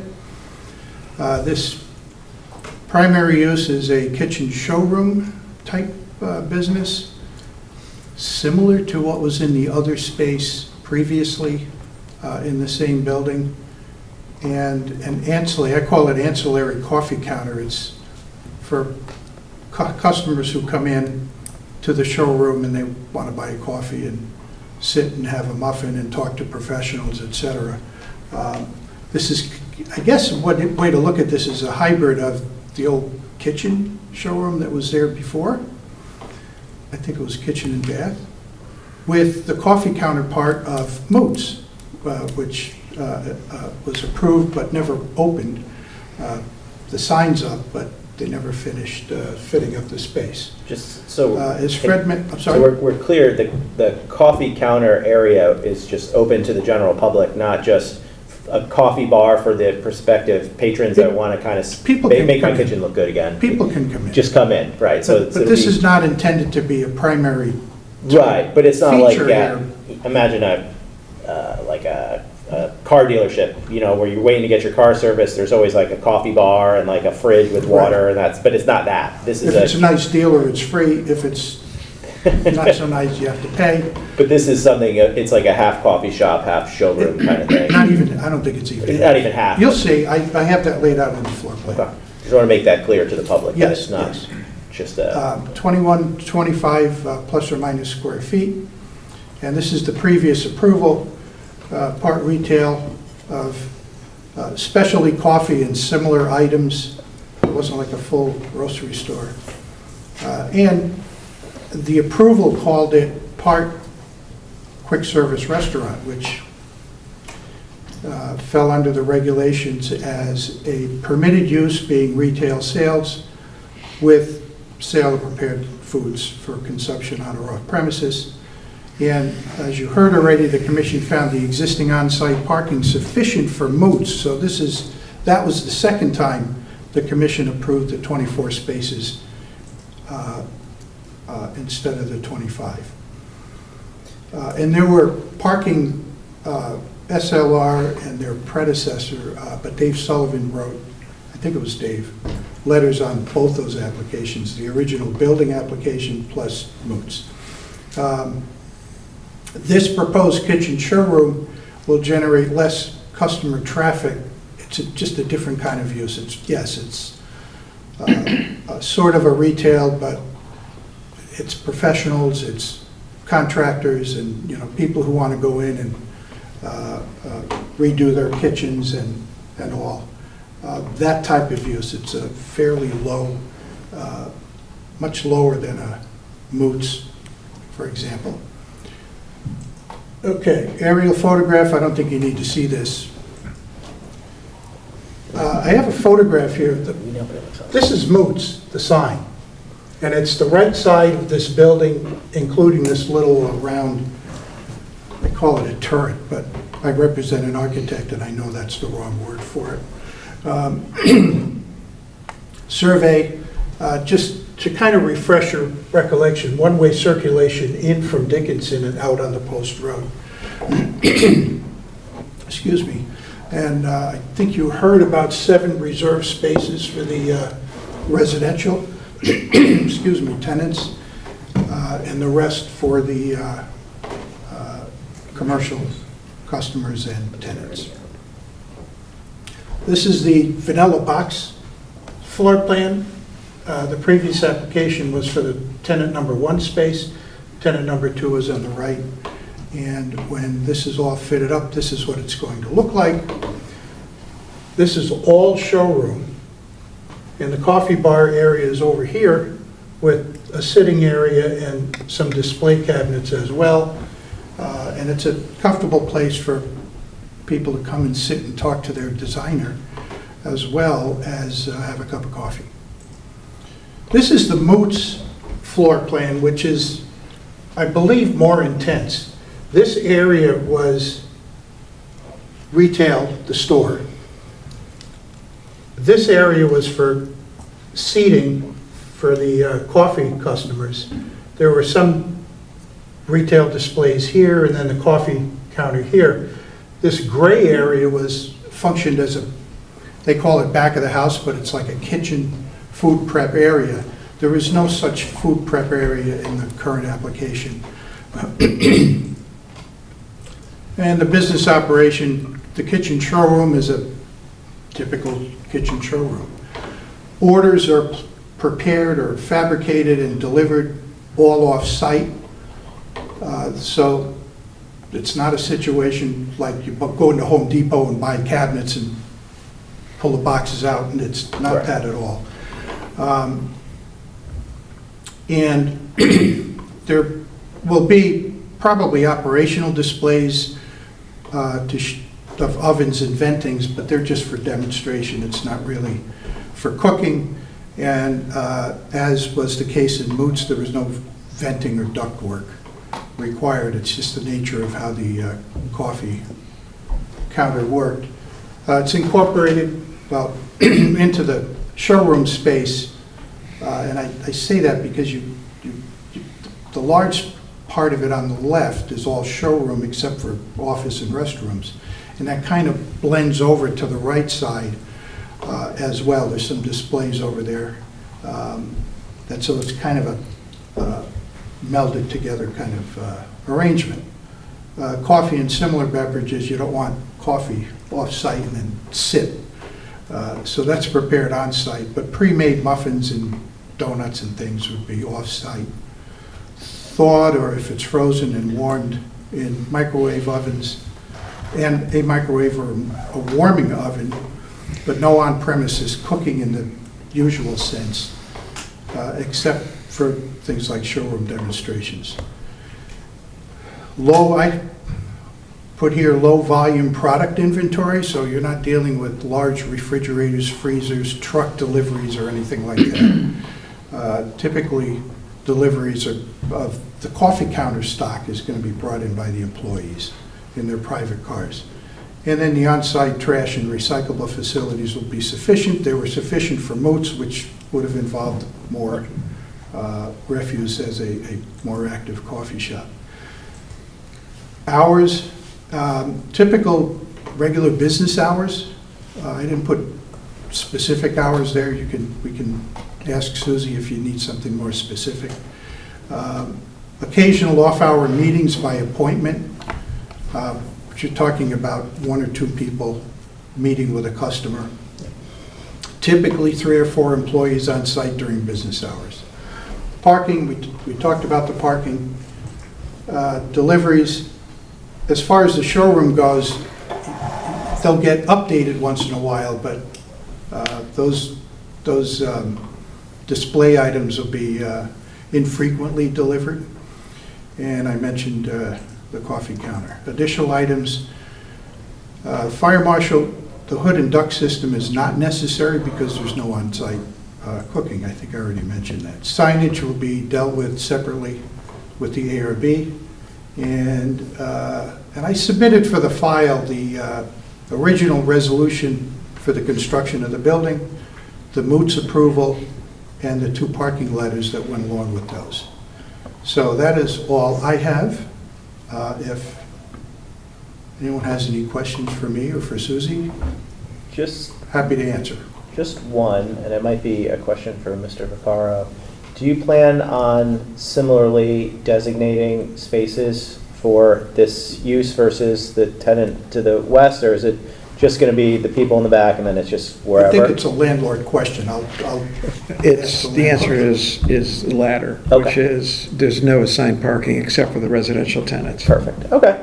Yeah, I mean, I think, when you're talking about parking, like you said, it's less intense than moots. This is something kind of that the neighborhood, it works. Both of these tenants, I think, work in the neighborhood when we've seen, what could potentially go there. And I think, counting it up, it looks like it's at most 7 of the additional parking spots, which still leaves, I think, around 8 or 9 free spots.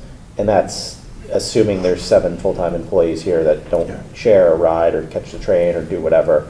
So I don't think parking for this intensive use is going to be going to be an issue at all either. So with that, Amy? Yeah, I just have a couple of questions for Susie, just more out of curiosity. By the way, Susie's a Darien resident. Yeah, I think you might need to. You got to come up to the podium to answer the questions, or you can whisper in Bob's ear. Yeah. No, I'm sure they'd rather hear from you. Hi. Just state your name and Susie Marinello. Yes. Question for you, the mix of contractors and end users, do you have a sense of what you anticipate coming through? And it really is a question gearing towards the hours that you think you're going to have. Do you anticipate contractors trying to come to you before they get to a job site very early in the morning, or?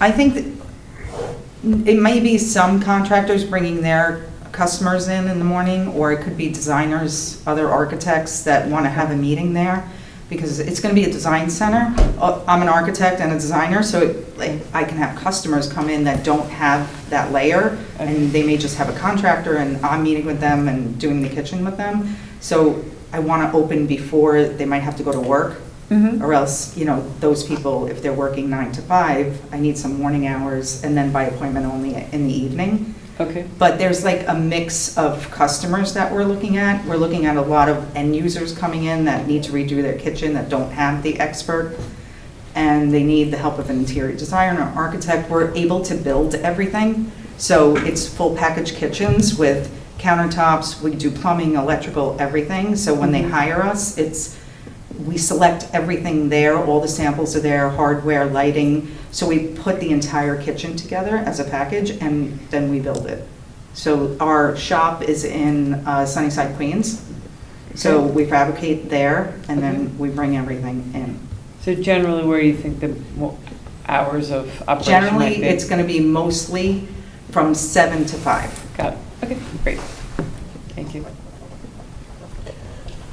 I'm good. George? As far as the coffee shop, the accessory, or the coffee bar, the accessory use, is it required to be related to the primary use? That's a question for staff. No, because you could certainly, Susie would be able to, and I think that's the representations, is she may not have an appointment, she may not have anyone coming in, she may want to open the coffee at 7 in the morning, be there with the coffee and the food for people while not having any appointments or anyone who's scheduled to come in, or vice versa. I'm sure you would say, I have contractors coming in at, 6 in the evening who probably aren't gonna want coffee and a donut. So what you're saying is they're kind of, either one could be open at any time. Yeah. Just further on that, are you anticipating signage to generate coffee sales and We related do, breakfast items? we're not trying to promote the coffee sales so much, we're trying to kind of promote more of like a collaboration space that people can come. It's comfortable, like if you've ever walked into a kitchen showroom, it's like the most uncomfortable thing, like you just like, can I help you? And we don't want it like that. It's a design center, like there's other products, there's gonna be wall coverings, paints, hardware, lighting, so you can just come in, have a cup of coffee, look around. There's like more of like a convenience of a relaxing environment. It's not really about the coffee sales, but I think it helps with the showroom sales. Because if you're coming in and you're like RH, Restoration Hardware did this in the city, they have a restaurant on the roof. And people come in and they shop, they look at beautiful furniture, then they go have lunch, then they come back, their designer meets them there, and it's like an experience. They're there for the day. There's no pressure where you need to spend 10 minutes to buy a kitchen or not. So I think that, and if you go, when I moved here 5 years ago, I have a firm in the city for the last 18 years, and I'm doing some projects here, and I travel into the city. There's not a lot of places here to get product. You can go to Rings End and maybe travel to Stamford, and I started doing projects here, and people are like, there's not really, we need a bridge from the city, like for product. So I'm like traveling into the city, getting products, bringing it here, ordering online.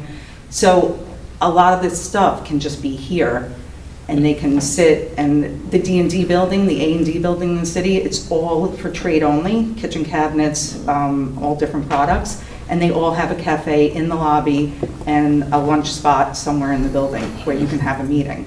Okay. I was really just oriented around any ancillary traffic you're expecting.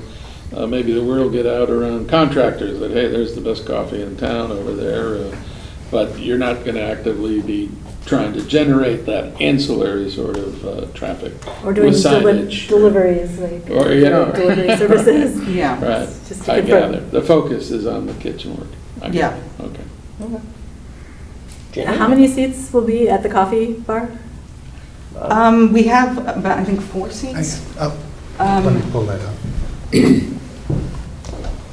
I'm kind of designing all of it so that all of it looks like the showroom, so even the coffee bar is product. Like a kitchen. So this is like, it's 4 seats. So this is kind of like an island of a kitchen. Okay. So that people can like sit and feel the height of it and different levels. These are kitchen islands. So it's just 4 here. We may have a couple of chairs here for like meetings, but this is strictly showroom. This is where they're actually part of the coffee. Thank you. That's all I had. Okay. I don't have any further questions. This is a public hearing, so I'll ask the general public if there's anybody who would like to speak towards this application. Seeing none, okay, I think we got it pretty buttoned up. It's another straightforward, pretty, I think these two applications combined are sort of what the NB zone more envisioned the intensity of use, which I think is reflected by the lack of public comment, let's say, for these applications. So judging by that, I would, I think this is a good idea, and I think these are people who I think will utilize the space well. I think they'll fit into the community pretty nicely with St. Luke's, with the Hinley, with everything that's right there, right on the post road. So, yeah, I'll take a motion to close the hearing. Jamie makes the motion. Amy makes the second. All those in favor? Or nothing? Thank you, everyone. Potentially, we'll. Sorry we didn't bring like a sample kitchen cabinet or other product. I think the muffins, Started the a trend future now. might be the muffins. Right. Preferably chocolate. All right. I don't know how to use coffee. Okay, great. So that concludes the public hearing portion of the evening, and now we will go back into the general meeting, where the first item on the agenda is the zoning citation ordinance. This is an update on the status. We had 2 bits of information in the packets today. One is a schedule about the expected dates and, let's say, timeline to allowing us to levy some fines on some people who want to violate our zoning code, which will be great. And then a memorandum for that just allows us as to why we're doing this in particular. So I'll let esteemed staff colleague, Chief Sure, this Master is, of Ceremonies, Jeremy Ginsberg, take it away. This is a state statute that took effect a few years ago. Many communities have already started on this, most notably Norwalk is one locally, I think Westport as well. So we really modeled what we proposed here after those communities, kind of getting a sense of what the procedures would be, what, the appointment of a hearing officer by the first selectman, and laying it all out consistent with the state statutes. Town council has looked at this draft. They put together a resolution potentially for the RTM to vote on as soon as possibly Monday, October 27th. The Board of Selectmen looked at it last week. We're starting with some of the RTM committees later this week. Thursday, we're going to planning, zoning, and housing. PGS&A has to look at it. And so we're going to run through this proposal with them. But you're correct, Adam. Really, it's another tool that enforcement has. Right now, we have notices of violation, cease and desist orders, and we can go to court. But there's really no fine that we can implement currently at the local level. That would have to, anything such like that would have to be done through a judge. And certainly we've seen, I would think, a lot of success with the local blight ordinance, which has been effective in resolving many such things through, oftentimes through the threat of a fine was enough to get it resolved. And that's really what we're looking for. As I explained to the selectmen, we don't want people's money. We want the zoning situation resolved. And we'll certainly work with people as we have in the past. There would be an appointment of a hearing officer who can also, I'll say, lean on people to work with them on what can you do to resolve this violation so we can not have you be fined. So it really, we see it as a tool, a way that the zoning officer can approach someone and say, look, what can you do here to resolve this once and for all? And we're excited about the opportunity. The RTM will hopefully vote, and then there's the, as I said, the ancillary step of going into effect. There may be a need for the commission to specifically refer to something in the zoning regulations. That would really be the next step after that, and then start sometime later this year, early next year. And just for those watching at home, people, the amount, the $150 fine, how did we come to that number? Is that similar to what Westport, Norwalk, the other towns are doing? That is the maximum allowed by the state of Connecticut statute. in the state statute. Okay. I will note for the record that for a while, the zoning citation and officer in the city of Norwalk was attorney Bob Maslin. So he does have a lot of experience with this type of thing. Bob has offered to take a look at the proposal, but he's been very successful and has offered to give guidance and suggestions because he's found it to be a useful tool in Norwalk. If you're wondering why I was standing here, I just wanted to mention that myself. I've been doing it for a couple of years, and I think I can offer some insight to help this process move along. Okay. And I'll just, like the blight ordinance, just so people watching, it's a continuation of a daily fine until it's fixed. It's not here's a one-off speeding ticket, please fix it. It's a speeding ticket every day until you fix it. So the fines are cumulative if the comment is not addressed. So I think that's an important piece of the tool, because we're obviously developing significantly, let's say, costly projects in town. So $150 might seem like kind of the cost of doing business. If I know a slap on the wrist is $150, you would just violate the zoning laws and move ahead. But so the cumulative nature of it, I think, is the important tool as well. And I think just from a homeowner's perspective of you're a law-abiding citizen and the guy next to you is not, and you sometimes feel like they can't do anything about it, Yeah. and to have That's a some good point, teeth Amy. behind it to, when they come and bring to light a violation, for us to actually try to help a homeowner do something about it, I That's a very think good point. Yeah, is sometimes is a good thing. It's the neighbors who feel helpless. Yeah, that, yeah. Oh, yes, there's a cease and desist that's been Yeah. issued. And but they have to go through a costly legal battle to try to Stop enforce them. this, as opposed to something that's, Like at the will get time. their attention, at least preliminarily, hopefully, and have some meat behind it. One question I did have, and this might actually be a question for Attorney Maslin, who has some practical experience.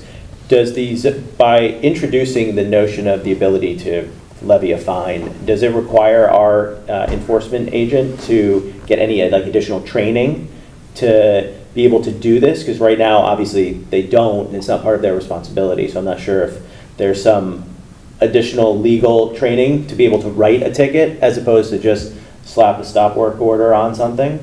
No, I'll let Bob answer as well, but I don't think there's additional training required. However, I think it's important for us to read the ordinance, come up with I'll call it a model for him to use, description of the issue. Right, you want it to be standardized, exactly, so it's not willy-nilly Right, kind of thing. consistent, standardized. Yeah, some sort of checklist or. Making sure everything's been addressed. I don't know, does Norwalk have any standard language or model citations? I can get that for you. To answer your question, just always start with a notice of violation.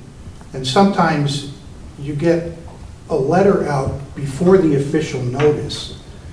And then if there's non-compliance, then a cease and correct or a cease and desist order, and then the citation. And usually the cease and desist order has a deadline for compliance.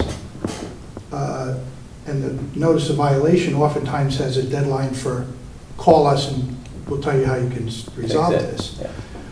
Then the citation's issued. Well, the zoning enforcement officer knows how to do everything up to the point where you issue the citation, and that's looking back at the record and seeing all the steps are covered, there's no compliance, there's no cooperation. Oftentimes, and you can chime in on this, I think if the zoning enforcement people see progress, they're not going to rush to a Right. cease and desist order. Right, if it's a big of thing course- that requires multi-weeks to fix. Right, and they're not might- going to jump right to a citation. Right. On the flip side, sometimes a citation will go out. In Norwalk, there's a 10-day period for requesting a hearing, and that's an evidentiary hearing. Yep. But if there's no hearing request, the violation is deemed admitted. And that's when the fines start. I see. Now, the hearing officer obviously has to have some discretion. That's kind of a due process and a policy thing.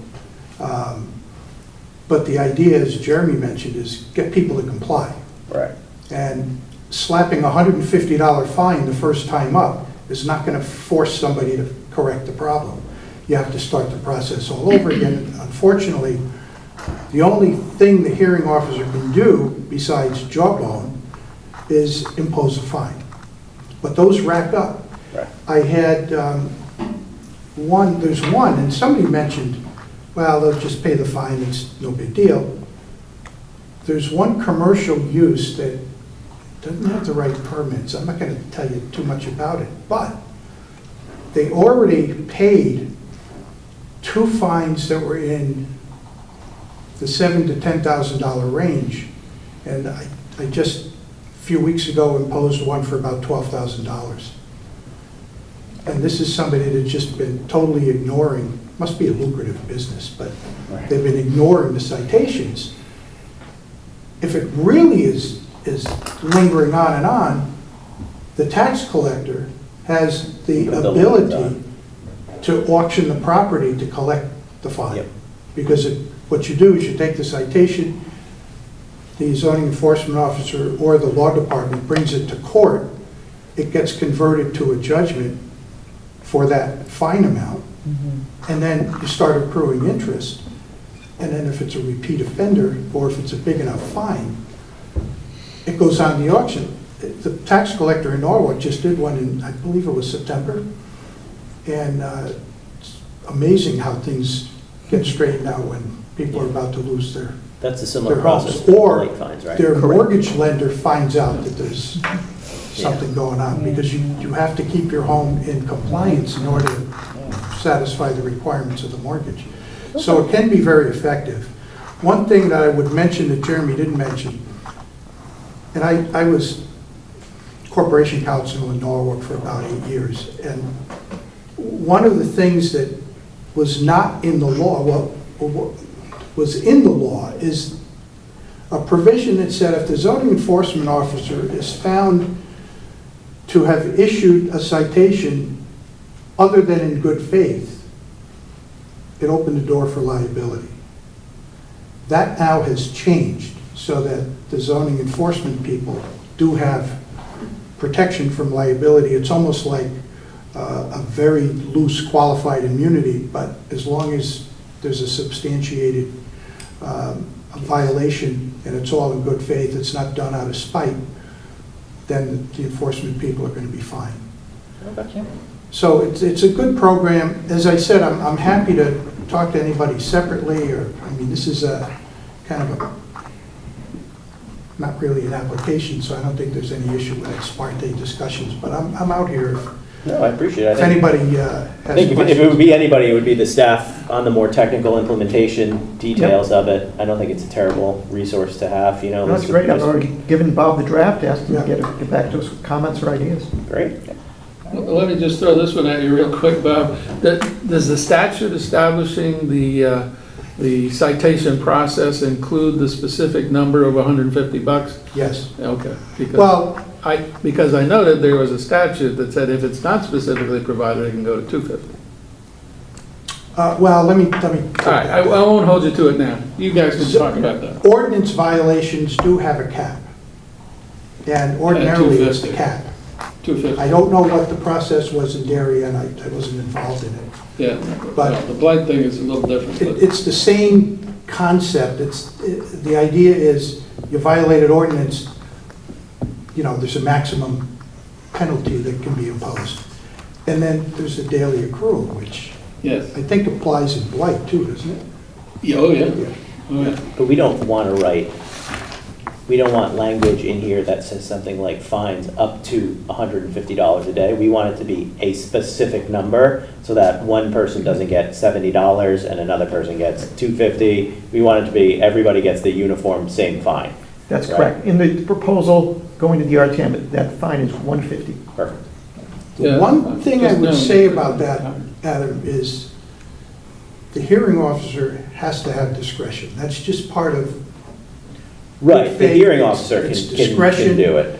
And even though the maximum fine or the fine is $150 that accrues, the hearing officer, just like a judge in court, would have some Discretion. leeway into how much of that fine to actually impose. Collect, sure. But the zoning enforcement. But the standard's there. Is there, yeah, exactly. Yeah. Okay.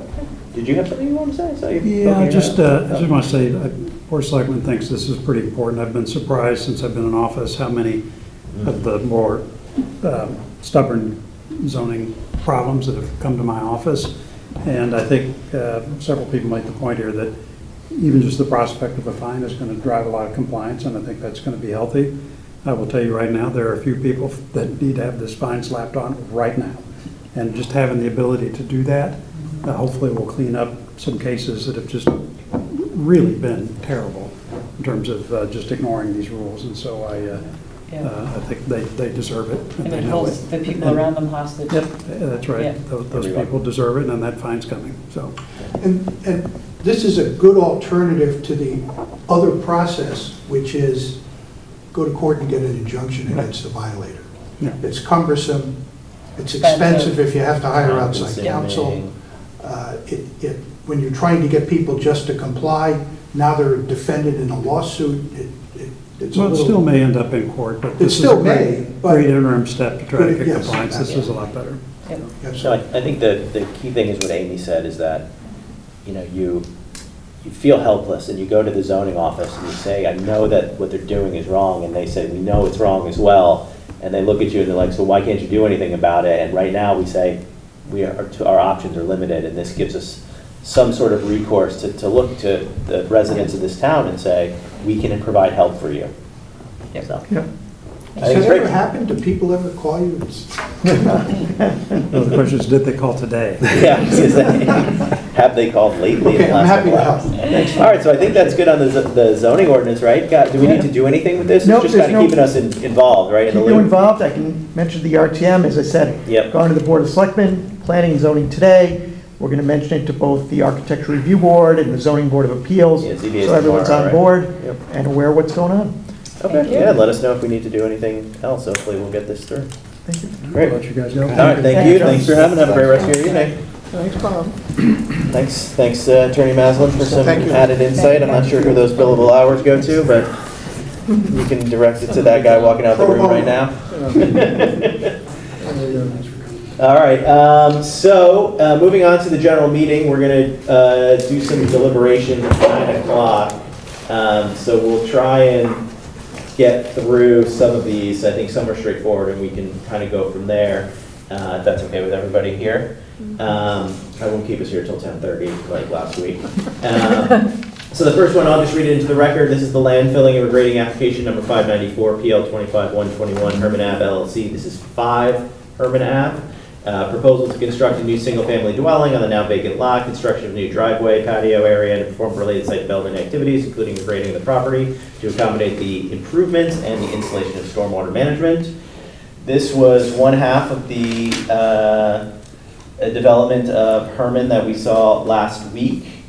This one was the one that I'll say was a little more active in the issues, correct? Or was that 3? This one was at the corner, right? This one was the corner. Yeah, 5 is the corner lot. I thought 5 was the western lot. Let me check. I could be wrong. I think 5 is what Jeremy's saying, the western lot. I think so too. The inside side? This numerically makes sense. Because 5 is the northernmost driveway. Yeah. So 5 is the western lot, I'll call it, that takes the driveway from the north. Yeah. So here's 3, and then 5 comes. 5 is coming in. Yeah. Yeah, so this was the one that they're getting the easement on 3 for the driveway to come in, right? Correct, yes. And this was also the one with the walls.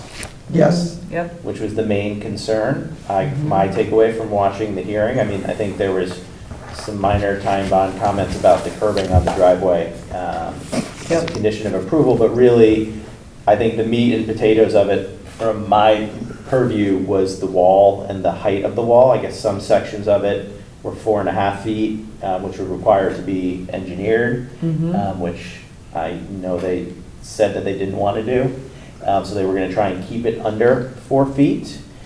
The only question It was resolved that 3 feet is the operative number now. is 3 now the operative number, right? Yeah, I believe 3 is the operative number. However, in cases where the wall is holding back fill, oftentimes the building department at the building official's discretion will require that the wall be structurally designed, even if it's less than 3 feet. Right, if it's doing some real work instead of just an ornate, thing to look at. Correct.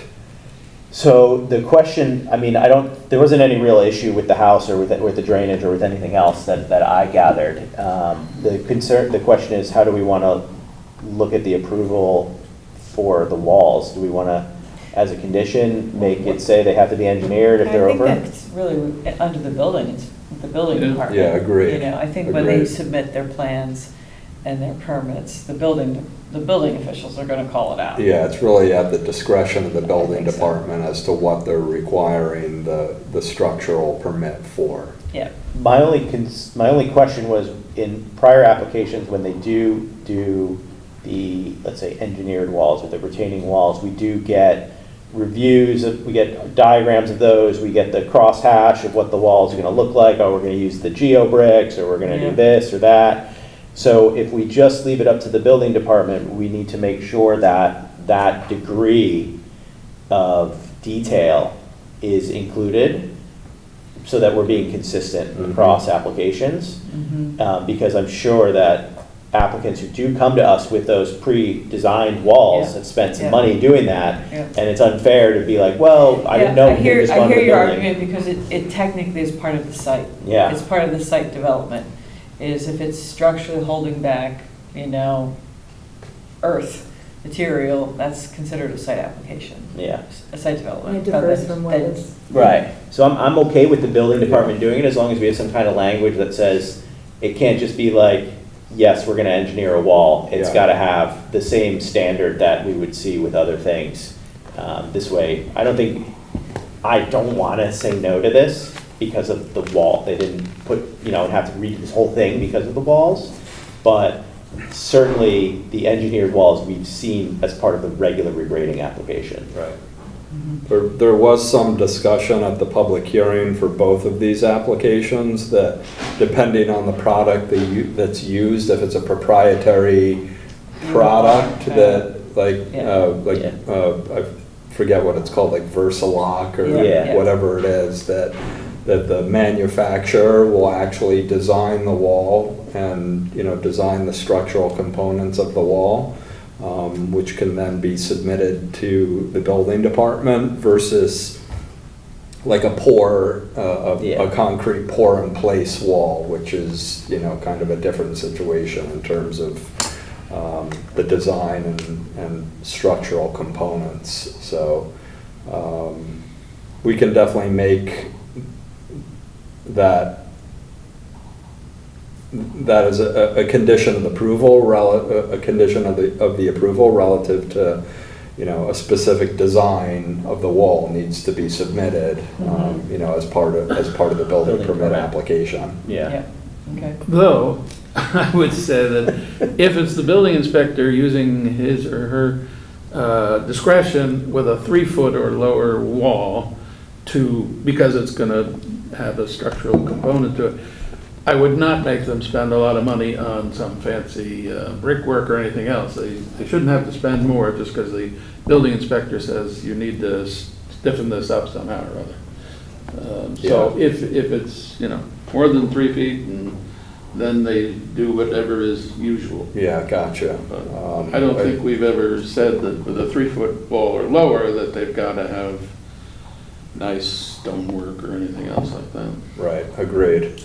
And again, I would just leave it to the discretion of the building department, the building official, as to whether or not the wall needs to be structurally designed. Okay. Yeah, because they're gonna, Yeah, my main point was just kind of the consistency of it. I don't want to just say building, just this, they'll handle it at the building permit. It's like, well, a lot of other people put a lot of effort into designing the walls they know are going to be retaining, and we don't want to shortchange them. That was my point about the 3 feet lower. Okay, so I'll instruct staff to draft up a positive approval with those sort of conditions of approval there around the walling. So we'll move on to the adjacent property, land filling and regrading application 595, PL 25122, Herman Ave LLC, 3 Herman Ave. This is the proposal to construct a new single-family dwelling on a now vacant lot, construction of a new driveway, retaining walls, patio area, and perform related site development activities, including regrading of the property to accommodate the improvements and the installation of stormwater management. This was the other house on the property, which is getting the easement. We don't need to make the easement a condition of approval for 5, do we?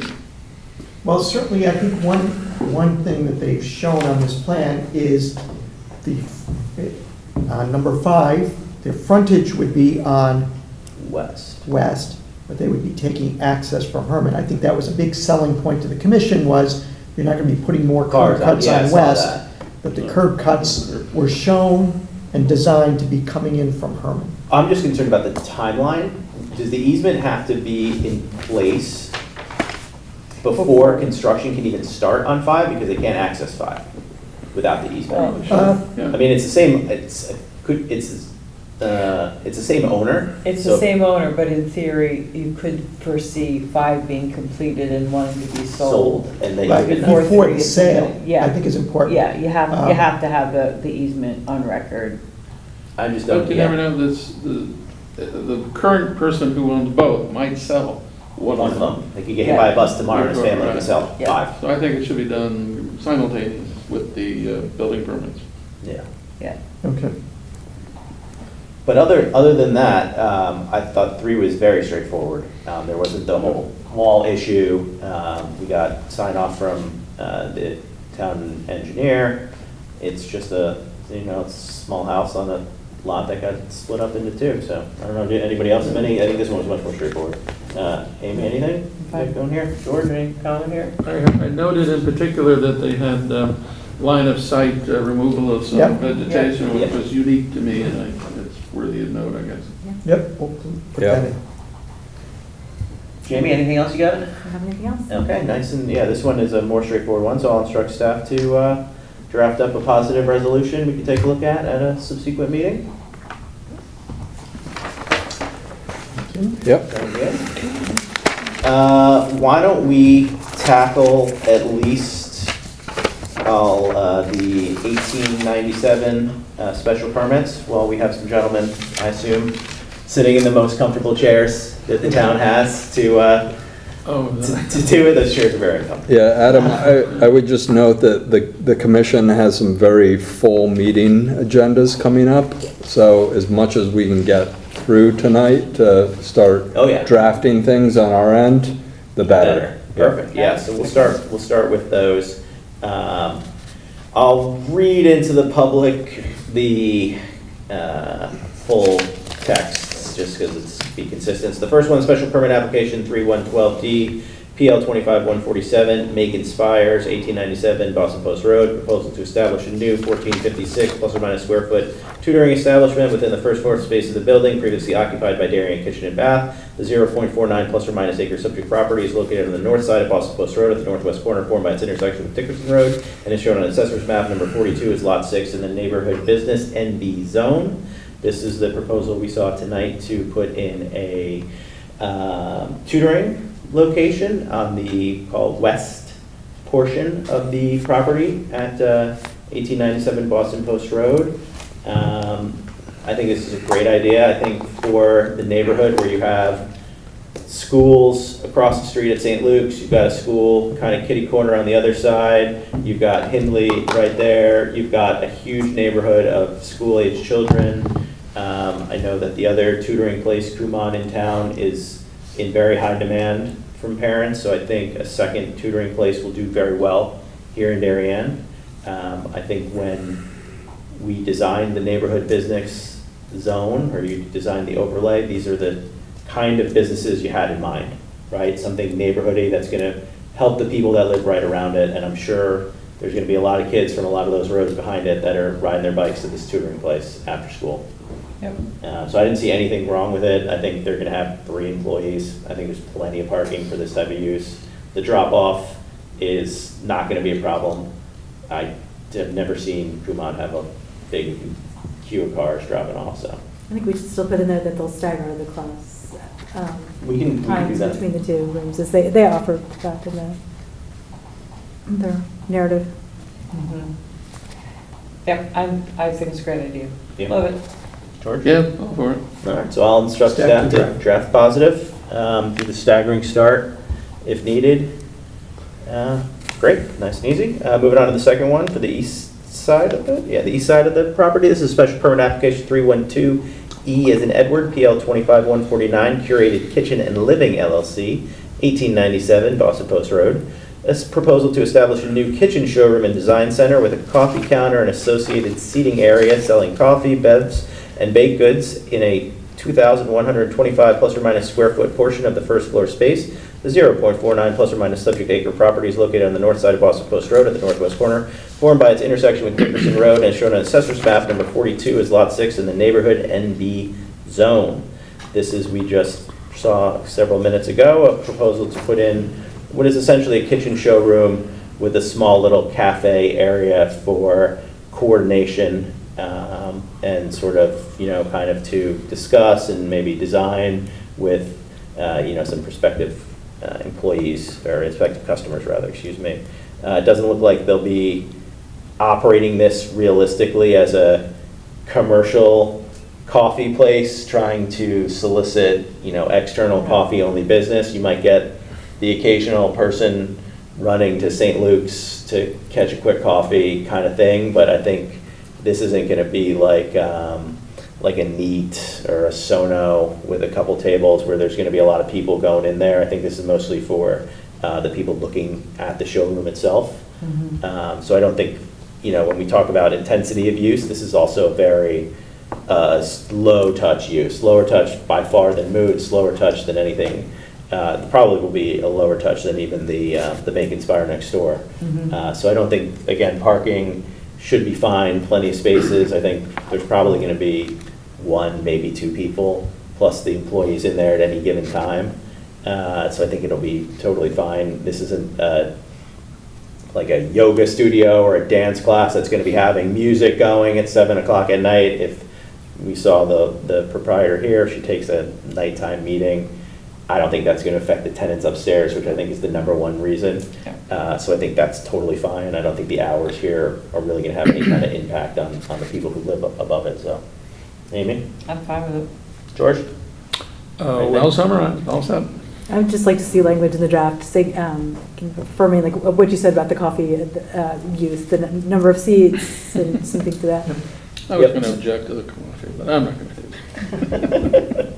I don't know, if I was in the apartments above, I'd be popping down. I was gonna say that might be maybe the only real external use is just the quick I'll travel near and far for good coffee. grab and go coffee. But yeah, so I'll instruct staff to draft up that positive resolution here. Again, this is pretty straightforward, and I know that this building also has been vacant for a while, so we want to see some businesses in here, and I think these two uses are both something the town needs and I think fit very nicely in this overlay zone that's in the business zone because it's on the post road, but it's really kind of surrounded by sort of private, residents. So I think this is great. So I'm happy to see some stuff going here.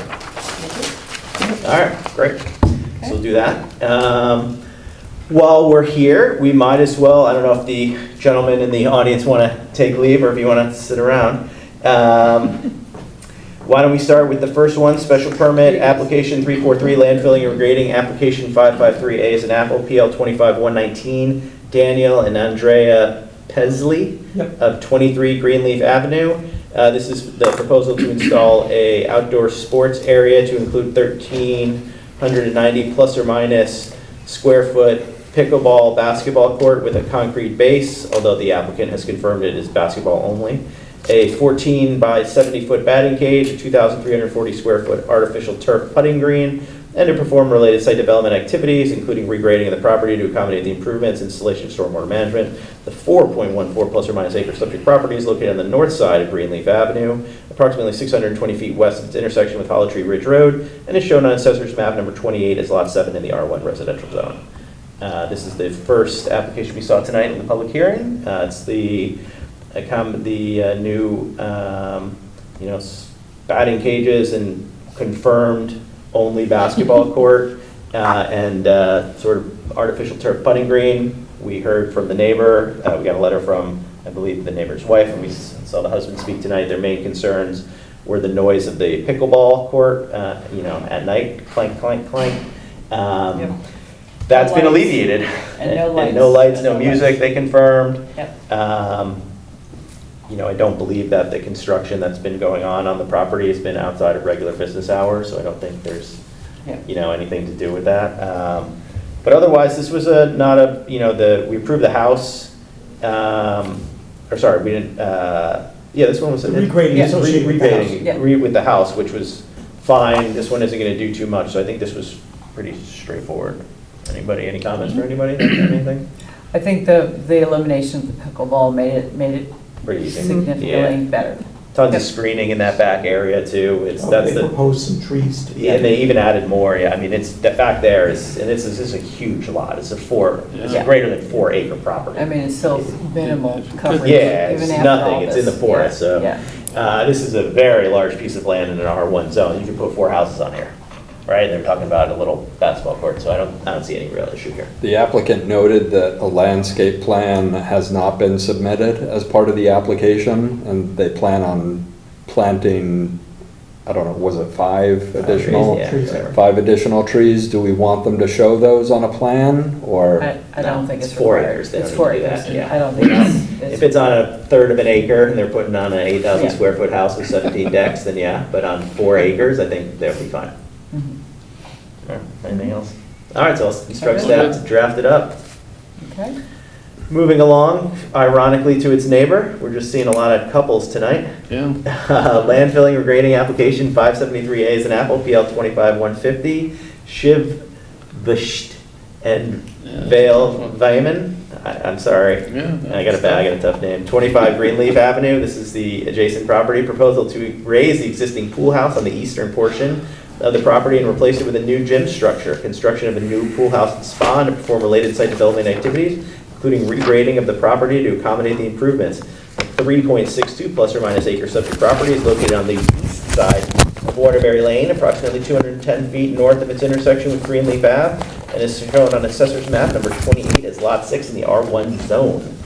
This is an application we heard tonight, which, as you may recall, was to renovate and widen the pool patio, and to remove the current pool house, put a little modern-looking gym in there, which looked like kind of just a one-room box with glass around it, and then another sort of modern-ish kind of design building on the other side with a basement, sump pump, and a golf simulator.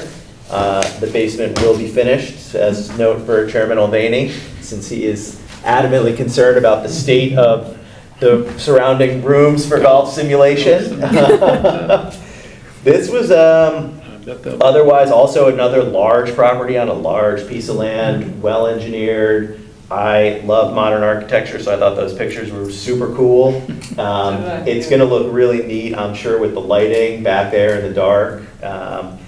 You know, it's very straightforward. There's nothing really to see here. The generator will be connected to the house, so that, the sump. Do we want to write that as a condition of approval? Yep. Because we have been doing that, and like, it's far away from the house, so that's a long line they got to run. But you know, because my assumption is the sump will be on the generator, but probably not the lights and the TVs and all that other stuff. So just make sure we include that, so that basement doesn't flood and get screwed. Yeah. But otherwise, no issues for me. Amy, anything good? Yeah, very straightforward. George? Nothing. Jamie? Nope. Yeah, another huge piece of property out there in the woods. So it's going to look pretty cool, man. I bet there'll be some cool parties hanging out of that. If I get an invite. Albany can be playing golf in the basement, and I'll be drinking cocktails up in the pool. The finished basement. You'll be working out in the gym. right? Rehabbing your knee. I'll be rehabbing my knee in the gym. It'll be perfect. Rehabbing your knee. So, I'll instruct staff to draft a positive approval, and hopefully we can get this one moving along pretty quickly. Okay. Sound good? Yep, sounds good. Alrighty, I think that concludes all of our business, right? Approval of minutes. Yeah, we got some minutes we might as well go through. So the minutes will start off on September 2nd. Are we good, guys? Nope, we were just saying that, I think they were emailed out. They were emailed to us. Yeah, they were You emailed. guys should have them. I got them, yeah, we got the minutes. We just don't have them in front of us. Oh, that's fine. So we'll go September 2nd. I will not read through the minutes and go over each line in detail. All of us, Amy, did you watch this meeting on the Darien TV station? Yes, Since I you did have. not attend? Yep, no, I did. I watched the whole meeting. Okay, perfect. I think it's a good outline of what went over in the meeting. Did anybody see any major Scribner's errors, typos, any issue with what was outlined in the meeting minutes? As hard as I could. I looked through it very closely, and I did not see anything. Some approvals in there we can't touch, so I think looks pretty straightforward. So I'll make a motion to approve the minutes as drafted. Amy makes a motion. George makes a second on the board. All those in favor? 4-0. September 2nd meeting minutes are in the book. September 9th, 2025 meeting minutes. Here we had the dynamic 4 duo again dominating another public hearing. This one was a pretty straightforward hearing. I'm not going to go read through the minutes. I didn't find any Scribner's errors, notes, any issues with them. I didn't see any that jumped off the page to me. It was pretty quick, straightforward meeting. Did some approvals, did some hearings. So we heard the my chairman report. So yeah, I'll make a motion to approve the minutes as drafted.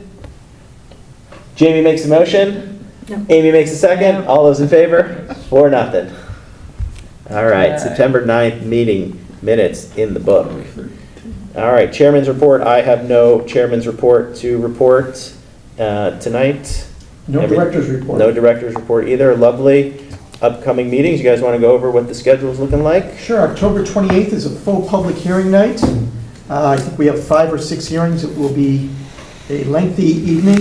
What do we got? We have talk about, you're going to see the proposal to take the Shell station at the corner of Sedgwick and Post, demolish the building, construct a new building with new gas tanks and canopy. So it won't be service station anymore. It will be a gas station and convenience store. So that's going to be the big one. No meeting next week, right? No meeting next week. There's a 2-lot division at 769 Hollow Tree Ridge Road, Upper Hollow Tree. You'll see that for regrading. There's a proposal for Tesla chargers at Goodwise with a, I'll call it power station on a platform because it's in the flood zone. So they'll be on the left side of Goodwise Shopping Center. What is it called? Something new now? Old Kings Market. Old Kings, I was going to say. Yeah. I'm dating myself. Yeah. 76 Tokenique Road, the vacant building next to what used to be Taste of Italy. Amy Zapatakis has an applicant who just bought the building and is coming to the commission for a minor zone change and a special permit use. Is that the one that was going to be daycare? That's correct. Montessori? That's correct. So this will fill, hopefully, that long-time vacant building. So it's, again, a full public hearing night on October 28th. November 10th is the special meeting, which is the continuation of the Heights Corner application. And it will be POCD. Neil and Malcolm will be back that night. And since traditionally after the first week after the election, we'll have the election of officers and the review of your 2026 calendar schedule. So, and then we meet 2 other times before the year's out. So 28th is full, and hopefully it'll calm down after that. And just as a reminder, I will not be here on the 18th meeting. Of November, yes. Thank you. We do have a meeting on the 11th, correct? Or no? No. 10th. So we're canceling the 11th meeting? Well, it was never scheduled, I don't Veterans think. Day. Was that Veterans? That's Veterans Day. Ah, there we go. Okay, out. Yeah. I don't know why I had it on my calendar. Perfect, so we'll do 10. We've got, Monday the 10th, special meeting. we got the 28th, 10, and 18, Yes, and 25. and 25. Right. And then we're done. So, as I said, the full public hearing night's the 28th. Fred and I will try to get a couple of draft resolutions done, but I have a feeling those hearings will go pretty late. Even if you could get maybe A couple, Carl's, 2 or 3. the quick ones, And then we the can 10th roll through them. will be a special meeting on a Monday night, 18th. So, Okay. it's always something. The 10th is mostly to re-review the Plaza building. POCD on the 10th and the Heights Corner working on Rigmarole. revised plans. Okey dokey. And Public plaza. can we get word not- can we get not word cross. to Confused. their representative, Mr. Maslin, whoever's going to be presenting, is that we would really appreciate not having significant materials being submitted that morning. And Or having not at all. very limited time to review.